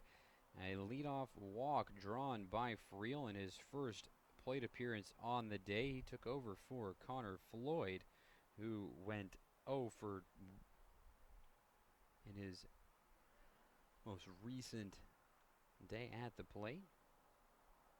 Hit by a pitch, struck out, and now Jacob Friel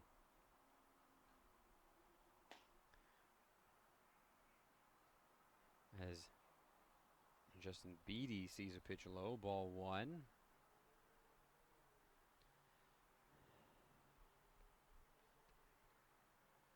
Goodell peeks over at first base, fires fastball outside, but framed nicely. Winning the strike is Ray Soderman. And missed off the outside edge just barely, but being able to frame it up soon enough. Soderman for the strike, and that's the sign of a really good catcher, being able to win those 50-50 pitches for your pitcher. And this one No chance of being called a strike. It is behind the back of the right-handed hitting Beatty. Driving out and making sure that Friel doesn't advance to second base is Soderman. Soderman sets up on the outside half, and this will run inside, just getting out of the way of that one is Beatty. 3-1 the count for Daniel Goodell.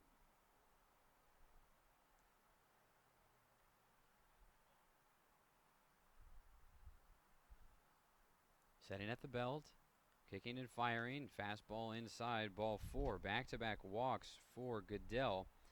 And despite the big lead, not something that you want to see, putting teams in position to take advantage if you are the Gems.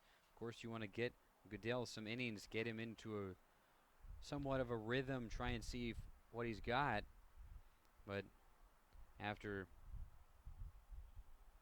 putting 2 guys aboard via the walk, have to sense a little bit of, not displeasure, but certainly frustration from Alvarado, as you definitely want to see this guy do well, and it's a situation in which he can definitely do that.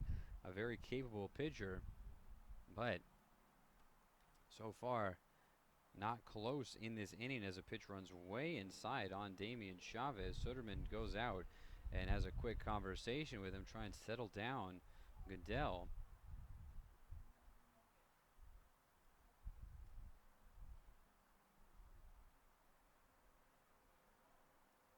Goodell sets at the belt, looks back to second base, fires, fastball up high, and taking a huge cut at it, and coming up empty is Chavez.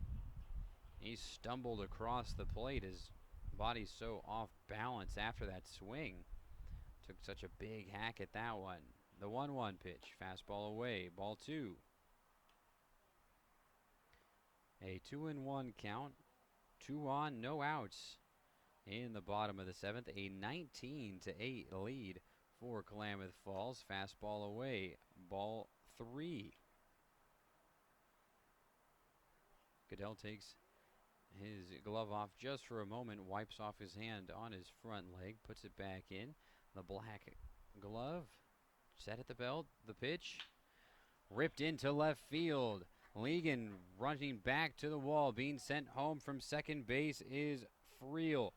And stopping at third base is Beatty. It's an RBI double for Damian Chavez down the left field line.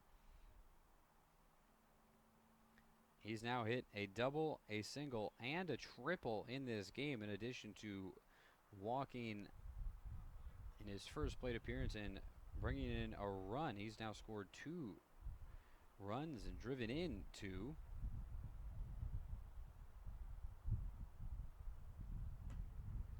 Fastball away, ball 1 on Michael Schoenberger, the shortstop for the Heat.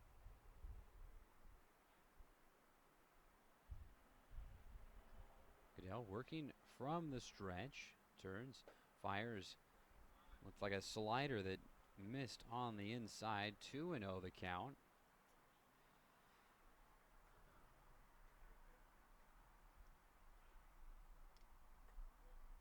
Fastball low and inside, blocked nicely by Soderman. 3-0 the count now on the 2-hole hitting Schoenberger. He was hit by a pitch in his last time up by Goodell, who's actually hit in the head.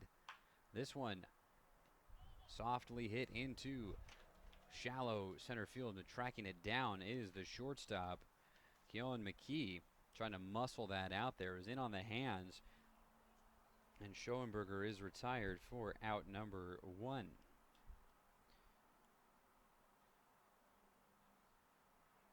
Good communication between McKee and Engman, as both of them were converging on that baseball. Even here in the press box, you can hear McKee say, mine, mine, ball, ball. So definitely fundamentally sound are these Gems infielders. And you might say, well, yes, of course. Well, that's not always the case. Sometimes these guys are playing at such a high level that stuff that you learn back in Little League kind of slips away because you've been so used to playing at such a high level. It's the minor details that you've been focused on now instead of the broad picture, like communication. But glad to see that those guys able to maintain the building blocks. It's a ball inside on Miles Haddad. This one is lifted up into the air into left field. Legan back at the wall. Gone. A 3-run bomb for Miles Haddad. Back-to-back innings where the Heat hit 3-run bombs to left field. And slowly but surely cutting into this Gems lead. And with that, Coach Johnson will make his way out to the mound. Try and buy a little bit of time, calm down Goodell as he left another mistake out over the plate, and Haddad takes advantage this time. Last time it was Finke, the man who is due up now, as Soderman will go up and join the conference out on the mound. Chavez scores and Beatty scores on the 3-run bomb. 4 runs across now in the inning for the Heat of Sacramento. A 19-12 lead now.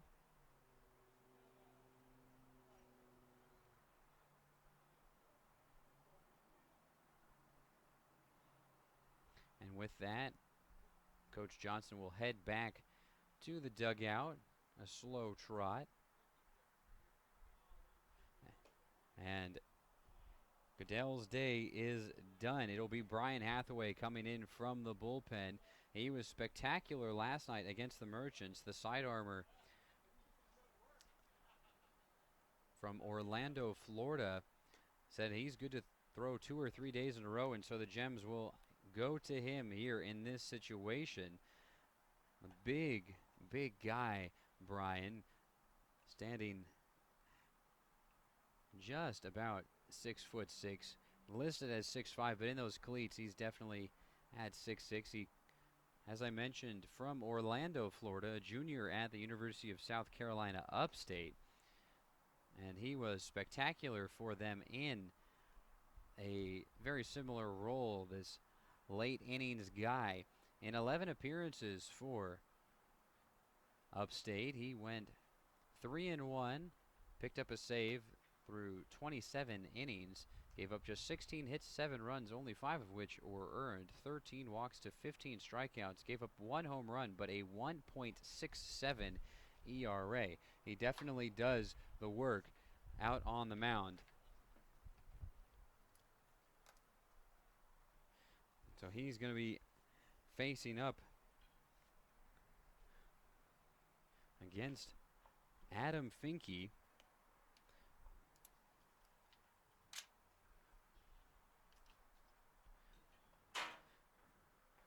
First pitch miss, followed up by a high pitch. 2-0 the count now on Adam Finke.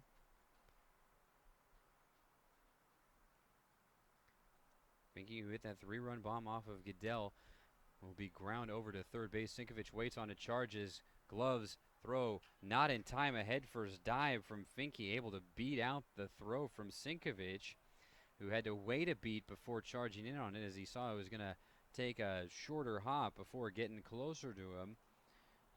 And an infield hit for Adam Finke. After the pitching change, Brian Hathaway coming on, and he'll be facing up against Jack Walsh now, who took over for Jordan Zaragoza out at second base. In his first plate appearance, Walsh grounded out to Carswell at second base. Fastball away, ball 1.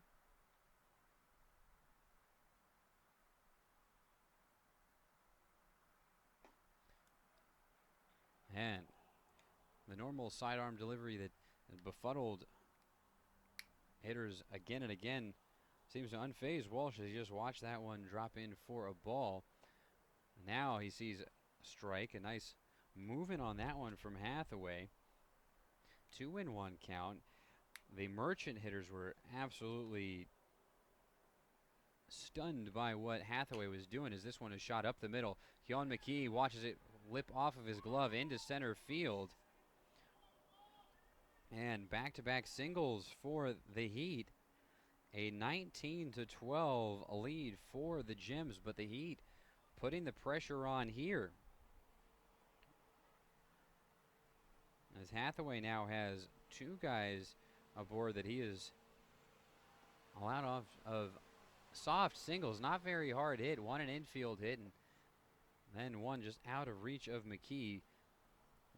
A fastball runs well in on the lefty Wilhite, ball one. So 2 runners on, 1 out. Fastball low and away on the lefty Wilhite. 2-0 the count. Hathaway sporting the tall black socks, making him look a little bit taller still in that 6'5" frame. A lanky guy. This one's rolled over to second base. Carswells will go to second base for the out. Out number 2. Might have been easier to get the out at first base, but you try and get that one at second base just in case of an extra base hit here by Jackson Murphy. Perhaps only 1 run scores, but with 2 outs and running on contact and good speed from Wilhite, doesn't really matter. So he made the tougher play when perhaps the easier option just right there at first base. But first pitch strike from Hathaway on Murphy. Murphy is 1 for 3 on the day, and fastball runs way outside. Throw to the plate will not be in time from Soderman as it lipped off the glove of the catcher, and not sure how that one will be scored. Wild pitch or pass ball, but regardless, scoring from third base is Adam Finke. And now a 19-13 advantage for the Gems. A 2-1 count now after another miss from Hathaway. And the man on deck is Jacob Friel, who started off this inning with a walk from Daniel Goodell. Fastball inside, 3-1 the count. It would be the first time since the first that the Heat had hit around. The Gems doing it 3 times in this game. This one ground up the middle. Hangman coming in from center field to collect that one. The soft throw into the infield. They're going to allow Walsh to score from second base. And now 19-14.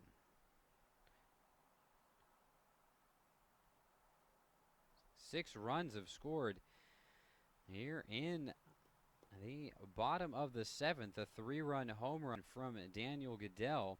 And now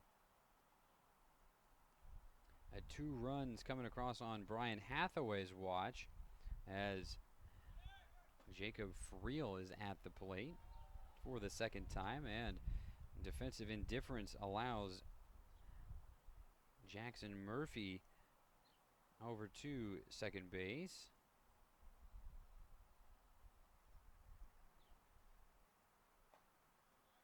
Fastball away. 2-0 the count now. A 19-14 game. And called strike 1. Brian Hathaway looked so sharp yesterday against the Merchants. Has been unable to recreate that same sort of effect here against the Heat, as they've looked sharp against him. Back-to-back singles, a ground out, and a hit up the middle to bring in a run. Now he's facing up against Jacob Friel yet again, going to the plate for the Heat, and now he's hit in the back by Hathaway.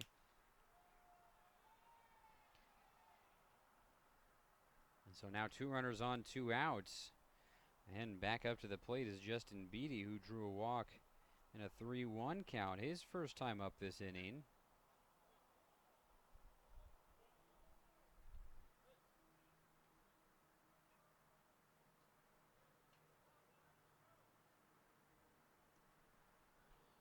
Beatty getting his batting gloves ready as he steps into the right-handed batter's box.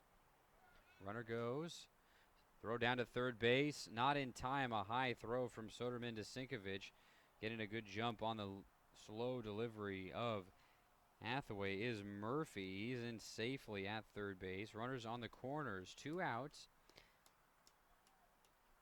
19-14 lead for the Gems as Soderman bluffs a throw out to second base as Friel will move over. Nobody was covering the bag. Soderman bluffs anyway to see if perhaps Murphy would go after it. And it's a hit up the middle, right between the shortstop and second base. A throw to the plate will not be in time. 2-run score on Justin Beatty's single up the middle. Jackson Murphy and Jacob Friel coming in to score. For Friel, it's the second time he's scored this inning.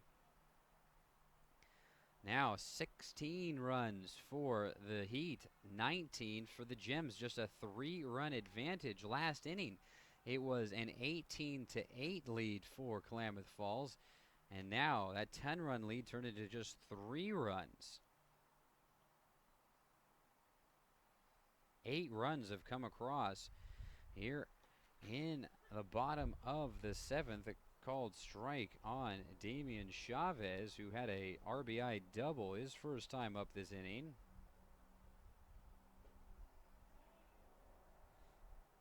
Strike 2 called, and on the big swing from Chavez, couldn't hold back. It's a 1-2 count.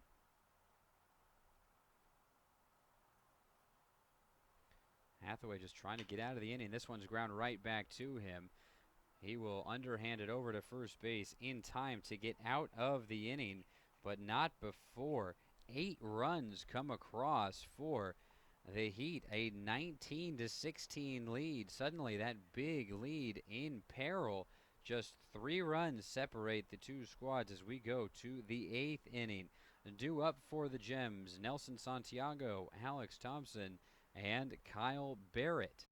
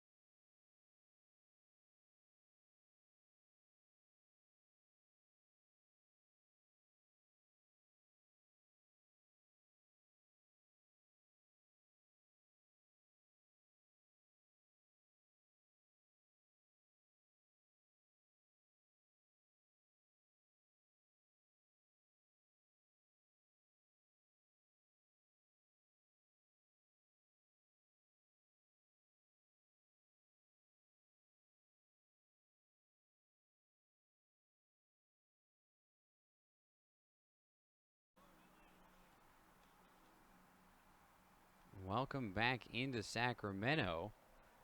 A suddenly very close game. After a big comeback staged by the Heat as Nelson Santiago sends that one back into the fence.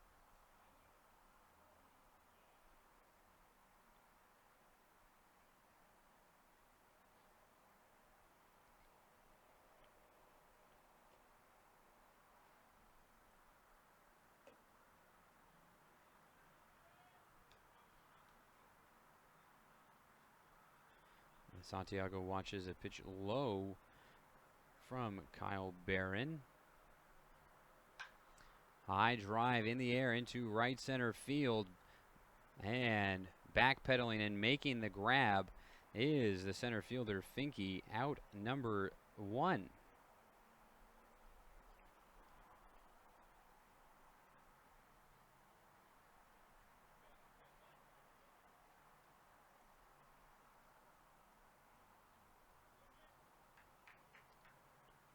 That'll bring up a pinch hitter here, Nick Hermes, coming in for Alex Thompson at the designated hitter spot.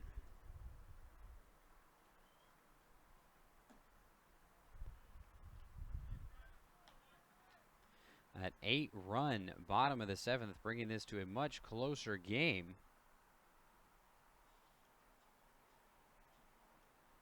As Hermes puts it high into the air into left field, working back is Murphy. Murphy at the warning track, out number 2. So back-to-back well-hit balls off of Barron, but nothing to show for it for the Gems. That'll bring up number 7, Justin Cooney-Silk, taking over for Kyle Barrett.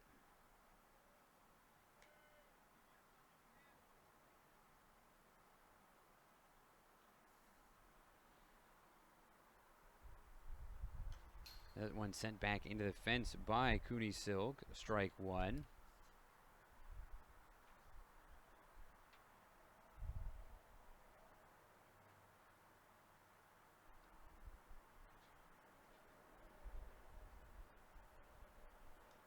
Kicking and firing is Barron. This one is a lifted foul on a line from Cooney-Silk. Strike 2.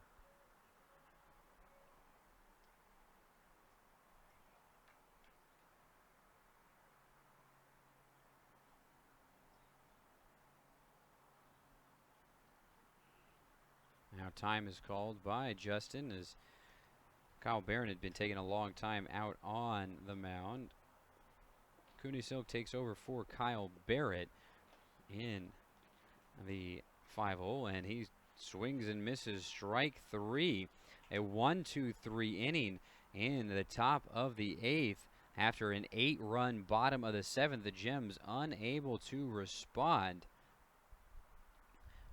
Suddenly a very close game. Got to lock things down here defensively for Klamath Falls as we head to the bottom of the 8th, and the Heat trying to come back from a huge deficit.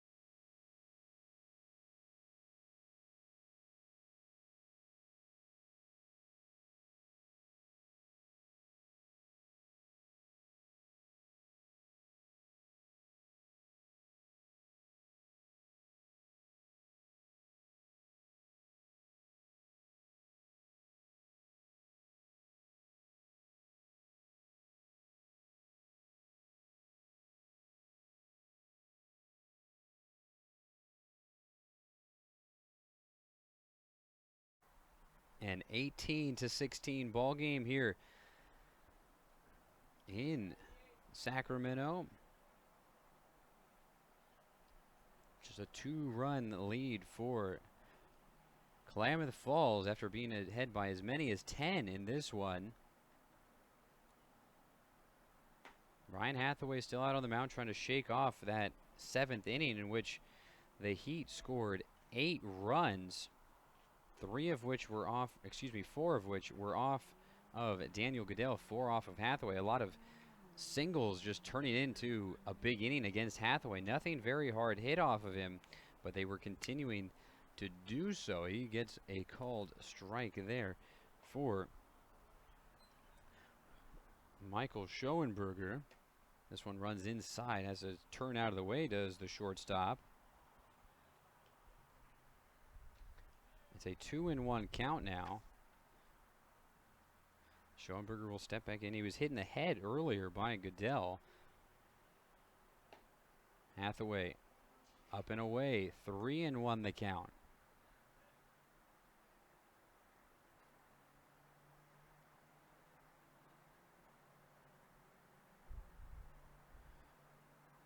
The 3-1 rolled over to Keone McKee at shortstop and fires to first base in time. Out number 1, just what the Gems wanted. Get that first out, get back into a rhythm defensively after that big inning put up by the Heat. 8 runs coming across. It's been a day of big innings for both of these squads, really. The Gems had a 7-run top of the second to come back from a 4-1 deficit. From the first inning, 4 runs coming across for the Heat.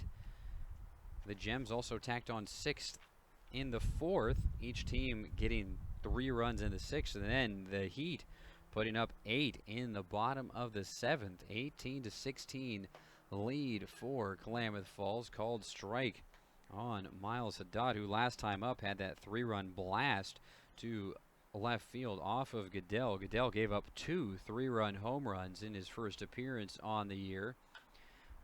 Gave up a total of 7 runs.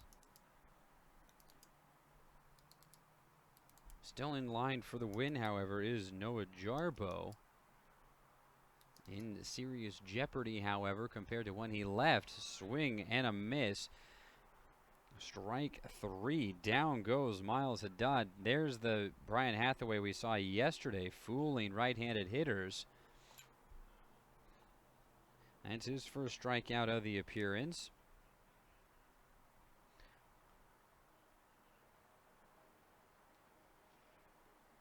And Adam Finke having a quick word with the home plate umpire, trying to present him a baseball. It looks like they might have actually run out of baseballs in this one, as he was asking if they could use a different type of baseball, as this one is a fair ball down the right field line over the head of Nelson Santiago. It's rolling all the way to the corner. Cooney Silk just getting there now. Finke rounding second base, will be held up at third as it finally gets into the infield. A 2-out triple for Adam Finke, laying it right on the line,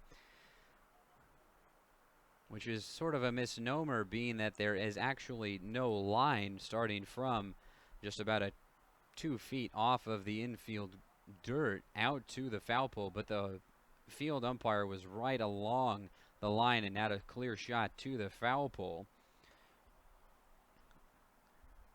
Brian Hathaway trying to lock it down here.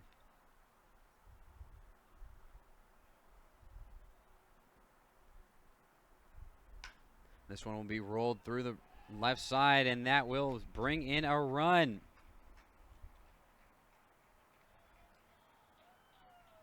And now just a 1-run lead for the Gems, 18-17. The single from Jack Walsh. Now we'll bring up Marcus Willite. Walsh at first base, 2 outs. And this one into the glove of Sinkovich. Out number 3, a spectacular diving play from Sinkovich to make it just a 1-run inning for the Heat, but it's a 1-run game. 18-17 as we go to the 9th.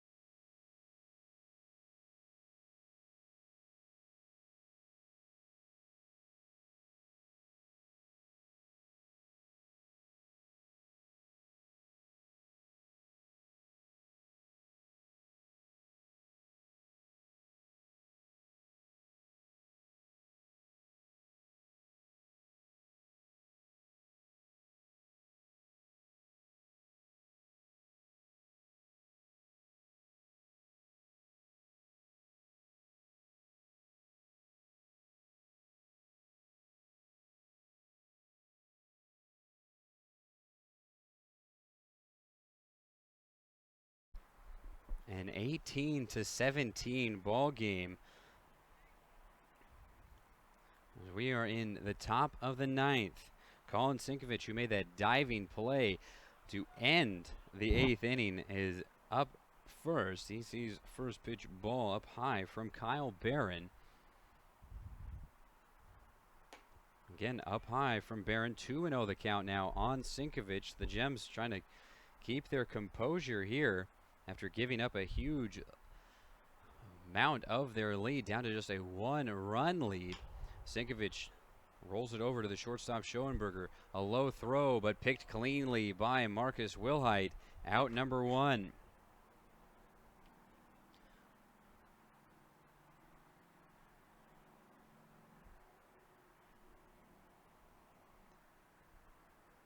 It looks like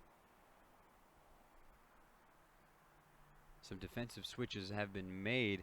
Jack Walsh actually at shortstop now.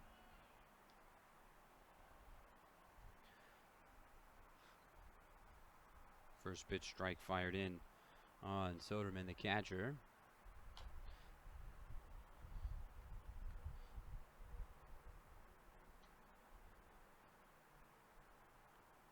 As he fights off another one, strike 2.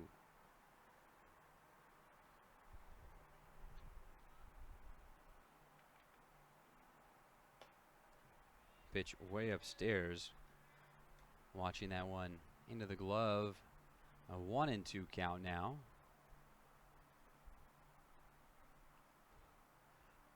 The 1-2 pitch. Up high again. 2-2 the count. Battling back in a game that has all of a sudden turned into a very, very close battle. Rolled over foul third base side. Remains a 2-2 count.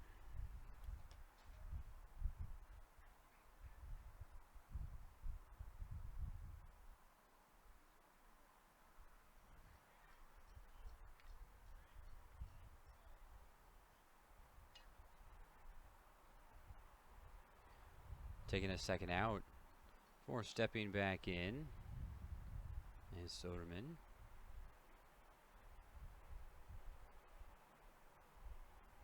Kicking and firing the 2-2 pitch. Ball 3.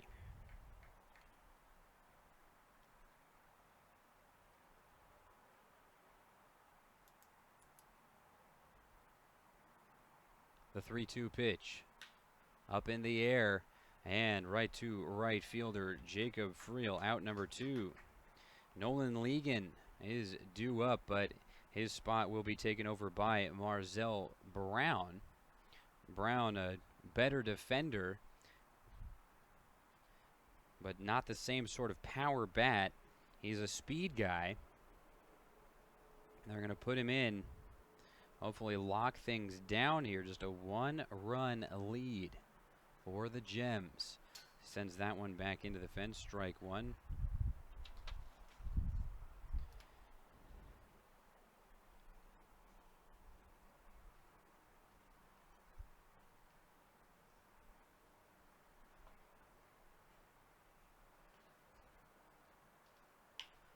Brown high into the air on the left side. Will that one drop? It will, right between the left fielder and shortstop Walsh.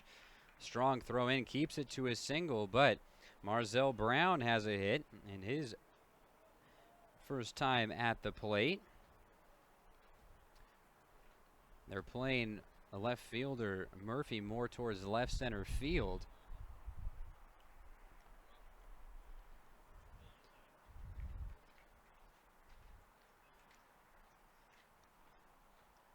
Isaiah Engman at the plate.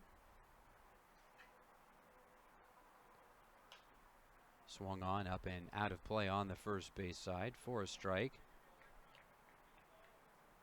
It's the home plate umpire asking for more baseballs. A couple of pigeons resting atop the fence that wraps around home plate. Kyle Barron with the ball in his glove, kicks and fires. And a crushed ball into left field. Engman, its one is gone. A 2-run home run in the top of the ninth to make it a 3-run lead for the Gems. Absolutely demolished. Kyle Barron watched his Heat make it a 1-run game, and he gives up a 2-run bomb to move it back to a 3-run advantage for Klamath Falls. Engman blasting that one over the left field wall. That'll bring up Wes Carswell, the leadoff hitter, who in his last at bat, the first time that he hadn't reached, but it ended up being a sacrifice fly. 20 to 17 lead, and now Wes Carswell will reach on an error. Damian Chavez continues to have a rough day at third base. A lot of tough plays. This one took a hop right before he was about to charge in on it and tried to rear back on it, hits his glove and pops right out. That's an error. And after 2 quick outs, the Gems get a bloop single, a home run, and an error to keep things rolling here. Called strike on Keon McKee. 20 to 17 lead for Klamath Falls. And with that, the manager of the Heat going out to the mound to take the ball from Kyle Barron. Trevor Payne is the manager, and he's got a pen tucked into his hat on the right side. The switch has been made. It looks as if it is number 32. And that would be Karsten Lee, who I had thought had been coming into the game earlier, but erroneously misread 37 for 32. But now 32 is in, taking over for Barron. It's Lee. A 20 to 17 lead for Klamath Falls here in the top of the ninth. After the Gems had opened up a huge lead in this game, the Heat come storming back, make it just a 1-run lead. But a clutch home run from Isaiah Engman has given the Gems a little bit more breathing room here in the top of the ninth. And it'll be up to Lee to try and leave it at just that 2-run advantage in this inning. A 3-run advantage overall. The Gems had been stifled offensively since the 7th. Just 1 run in the 7th. No runs in the 8th after putting up a very impressive 18 runs in the first 7 frames. They add on 2 more here in the top of the 9th. As Lee continues to get loose. The infielders watching, hands on their hips. Wes Carswell and Marcus Willite talking over with Coach Alvarado at first base, as Aaron Johnson has gone over to the Gems dugout, trying to catch some shade as opposed to hanging out on the third base side. He walks back over towards third base now. There's only a couple more pitches left for Lee. Keon McKee will step back into the right-handed batter's box.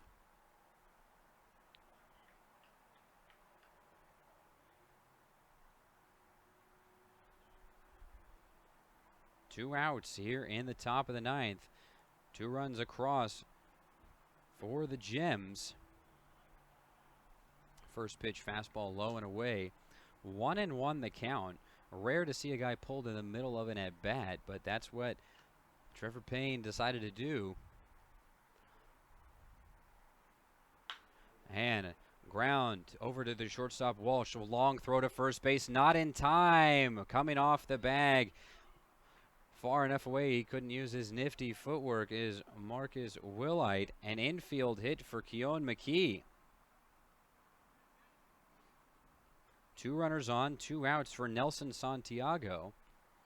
And with that, Beatty will head out to the mound to have a quick word with Lee. See the best way to attack him would be. Santiago has had a big day, but he's been held in check in his last couple at bats. He had that bases clearing double, a 3 RBI double back in the second to really get the scoring going. And this one runs all the way to the backstop, but Wes Carswell will stay put at second base. It took a weird hop high off the fence and died. And Carswell decided he was not going to be the third out of the top of the ninth when things have been going pretty well at the plate, especially with a big power bat like Santiago. You don't want to take the bat out of his hands, especially now that he's up 1-0 in the count. The pitch will be softly rolled over to the third base, Chavez. Chavez will pick it up and run to the bag before Carswell can get there. Out number 3. But the Gems use the 2-run blast of Isaiah Engman to create a little bit of breathing room. 20-17. The difference as we go to the bottom of the ninth. Brian Hathaway being sent out for his third inning of work. The Gems trying to hold on to this one and pick up their first win of the season, and more importantly, their first win of GSL play.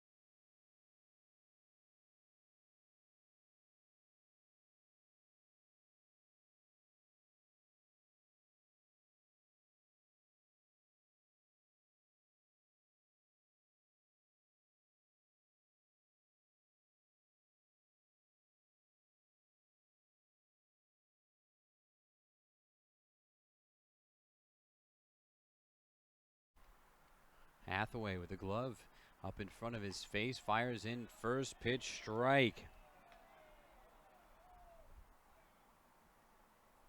On Jackson Murphy. It'll be rolled up the middle. Carswell has to bat it down in front of him. That'll be an infield hit for Jackson Murphy. 20-17 ball game here in the bottom of the ninth between the Heat and the Gems. It'll be Jacob Friel coming up to the plate after the infield hit from Murphy. Friel entered the game in the fifth defensive switch. He sees a first pitch strike from Hathaway.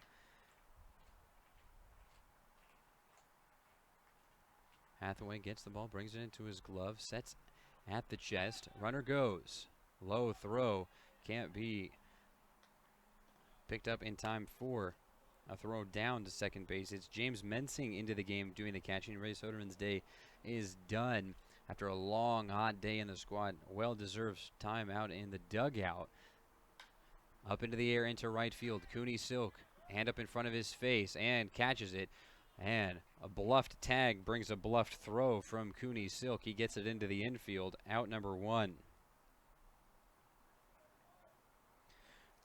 Jackson Murphy out at second base. Justin Beatty coming to the plate.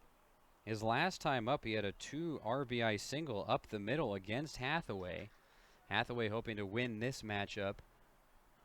1 out in the bottom of the ninth. First pitch a little bit high on the righty Beatty. And Hathaway's that sidearm approach. The big, tall guy coming way down low and it in on the hands of righties. Runner goes. Throw down to third base will be cut off by Sinkovich. He has to dive to make sure that one doesn't go into left field. Great play by Sinkovich on the stolen base by Murphy. He's now 90 feet away. being 1 run closer for the Heat. New baseball handed out to Brian Murphy. Brings it around behind his back into his right hand.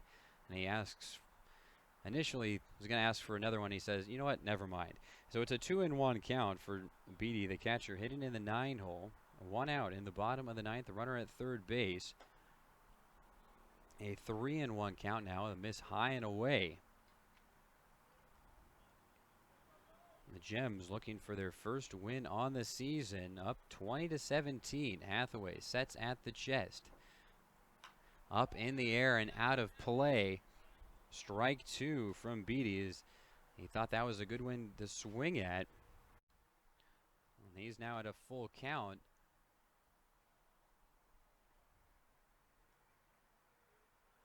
It's a full count for the 9-hole hitting Beatty, who came up clutch in his last at bat. A 3-run lead for the Gems. The pitch will be low and outside. Ball 4. Trying to get him to chase. He doesn't fall for it. And now 2 runners on. And the tying run coming to the plate. Damian Chavez. Runners on the corners. 1 out. It's double play depth up the middle. Double play would end the game. Give the Gems their first win. Hathaway sets at the chest and fires, and this one taken off the shoelaces of Chavez. Foul, trying so desperately to hit something, ends up sending it well foul. Probably not one he wanted to swing at, looking back at it, and he's down 0-1 now. Santiago covering first base, trying to keep Beatty aboard. This one will be shot over to second base. Carswell flips to McKee. McKee to first base. Off the bag. 1 out on the potential double play ball. McKee fired it over wide of the bag. Santiago tried his best to stay on. Murphy scores from third base on the fielder's choice. Carswell had to wait on it for just a second. These hops being so unpredictable in the late game. Now 2 outs, a 20-18 score. And this one will hit Michael Schoenberger. The second time he's been hit by a pitch in his last 4 times up. His first time he was hit in the head, this one in the leg, and from a much softer thrower from Hathaway than Goodell. Goodell got a lot of power in that slight frame. Hathaway, with the big frame, elects to use that different style approach and doesn't overpower you. He's just using his pinpoint accuracy. So now 2 runners on and the potential winning run at the plate. Miles Haddad. And he had blasted a 3-run home run in the 7th off of Goodell. Hathaway steps off. 2 outs here in the bottom of the 9th. A 20-18 lead for the Gems. Mensing calls time. Talk with Hathaway. Glove up in front of both of their faces.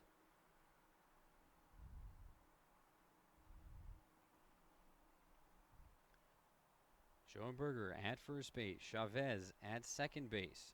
Murphy scored on the fielder's choice. He hit an infield hit to get aboard the lead off the inning. The pitch from Hathaway. Ball low and inside.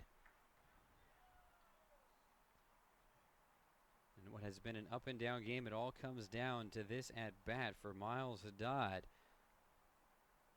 He struck out 3 pitches his last time against Hathaway, and he sees called strike. Dropped in on the inside part of the plate. Evens the count to 1-1.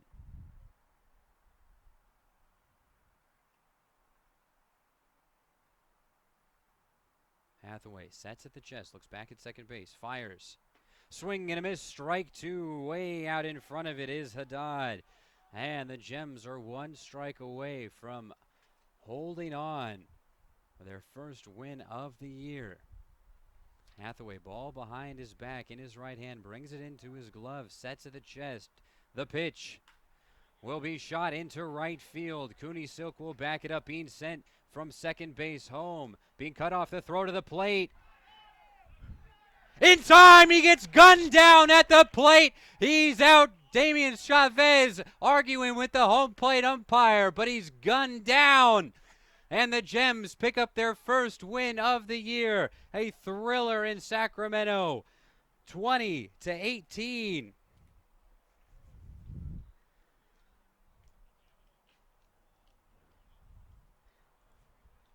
The Gems able to hold on, an up and down game, a great effort from the Heat to come back in this one.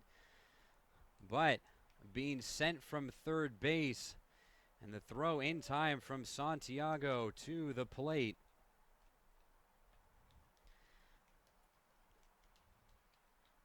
The Gems picking up their first win of the year, move to 1-1.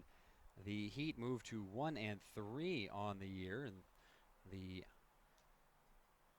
Gems will move on to Reno and be traveling up to the Silver State later on this afternoon for a 3-game set against the Bighorns.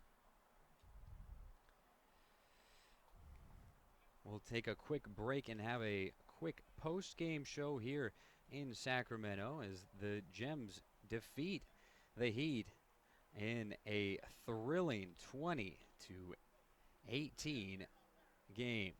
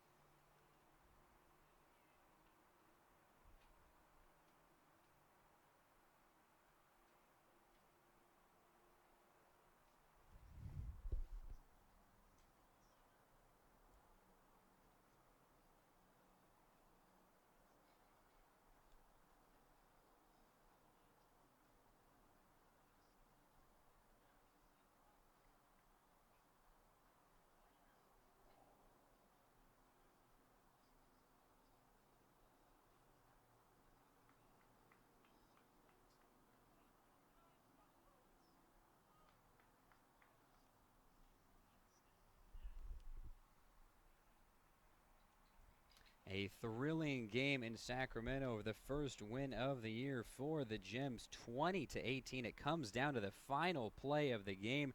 Daniel Chavez gets cut down at the plate on a throw from right field, cut off by Santiago to the plate. Mensing blocks the plate, applies the tag, and secures the victory for the Gems. A thrilling game, certainly, but also for the Gems, just absolutely a testament to sticking with it as they had been up by so many. And the same could obviously be said for the Heat as they came back from that huge deficit. But for the Gems, it could have been very easy to just basically let the Heat continue to roll in this one. They had been basically shut down. Then all of a sudden, in the 6th and 7th, the Heat score 11 runs to bring it back to a very close game. The Gems respond, however. They hold on to the victory in what was a thrilling game. The Gems started things off with a run in the first. Keon McKee reached on a fielder's choice, stole a base, advanced to third on the throwing error, and came in on an error as Alex Thompson hit one so sharply to second base that it was unable to be held onto by Jordan Zaragoza. And that was the first run, but then Noah Jarbo got into a little bit of trouble in the bottom half of the first, and it looked like it might have been a repeat performance of what happened yesterday in Alameda where things just go awry. But 4 runs come across for the Heat before the damage finally stops in the bottom half of the first. Then the Gems explode for 7 runs in the top of the second, highlighted by Nelson Santiago's 3 RBI double and Kyle Barrett's 2-run blast to left field. The Gems add 1 more on in the third before a 6-run fourth, where really it's just a lot of singles and doing a lot of work. Isaiah Engman had a 2 RBI single down the third baseline. But then it was a 3-run sixth for the Gems to continue adding on, make it a 17-8 game by the time the sixth is finished, and the Heat score 3 runs of their own. Things started getting a little bit shaky in the seventh, however. 8 runs come across for the Heat. A 3-run home run from Miles Haddad and a 2 RBI single from Justin Beatty highlighting the scoring as the Heat batted around. The Heat able to tack on 1 more run in the bottom of the 8th as well to make it just a 1-run lead, 18-17 for the Gems. We go to the top of the 9th, and after 2 quick outs, a ground out and a fly out, Marzell Brown bloops a single into left field before Isaiah Engman unloads on a fastball over the left field wall to make it 20-17. But the Heat weren't done yet. We go to the bottom of the 9th. Jackson Murphy gets aboard on an infield single and is able to score after stealing a pair of bags on a fielder's choice from Damian Chavez. Chavez would end up at third base after a hit by pitch, and Haddad, driving one in through the right side. And he took just a second too long to make his decision as to whether he was actually going to head for the plate or not. And so it gave enough time for Cooney Silk to fire to Santiago to Mensing to cut him down at the plate for out number 3 to end the game. I'm sure the Gems will take this victory as it is their first, but they would much rather it be in a much easier faction and next time they play. That next game does come tomorrow against the Bighorns. Be sure to listen to that one right here on Gems Radio before a doubleheader the very next day. It'll be a day off on Thursday, and then the Gems have their home opener against the Atwater Aviators. Be sure to make your way out to that home opener. It'll be a lot of fun there at Kiger Stadium. Thanks so much for listening to this. I guess it was a baseball game, 20-18. You might be fooled by the score, but no, it was a great baseball game.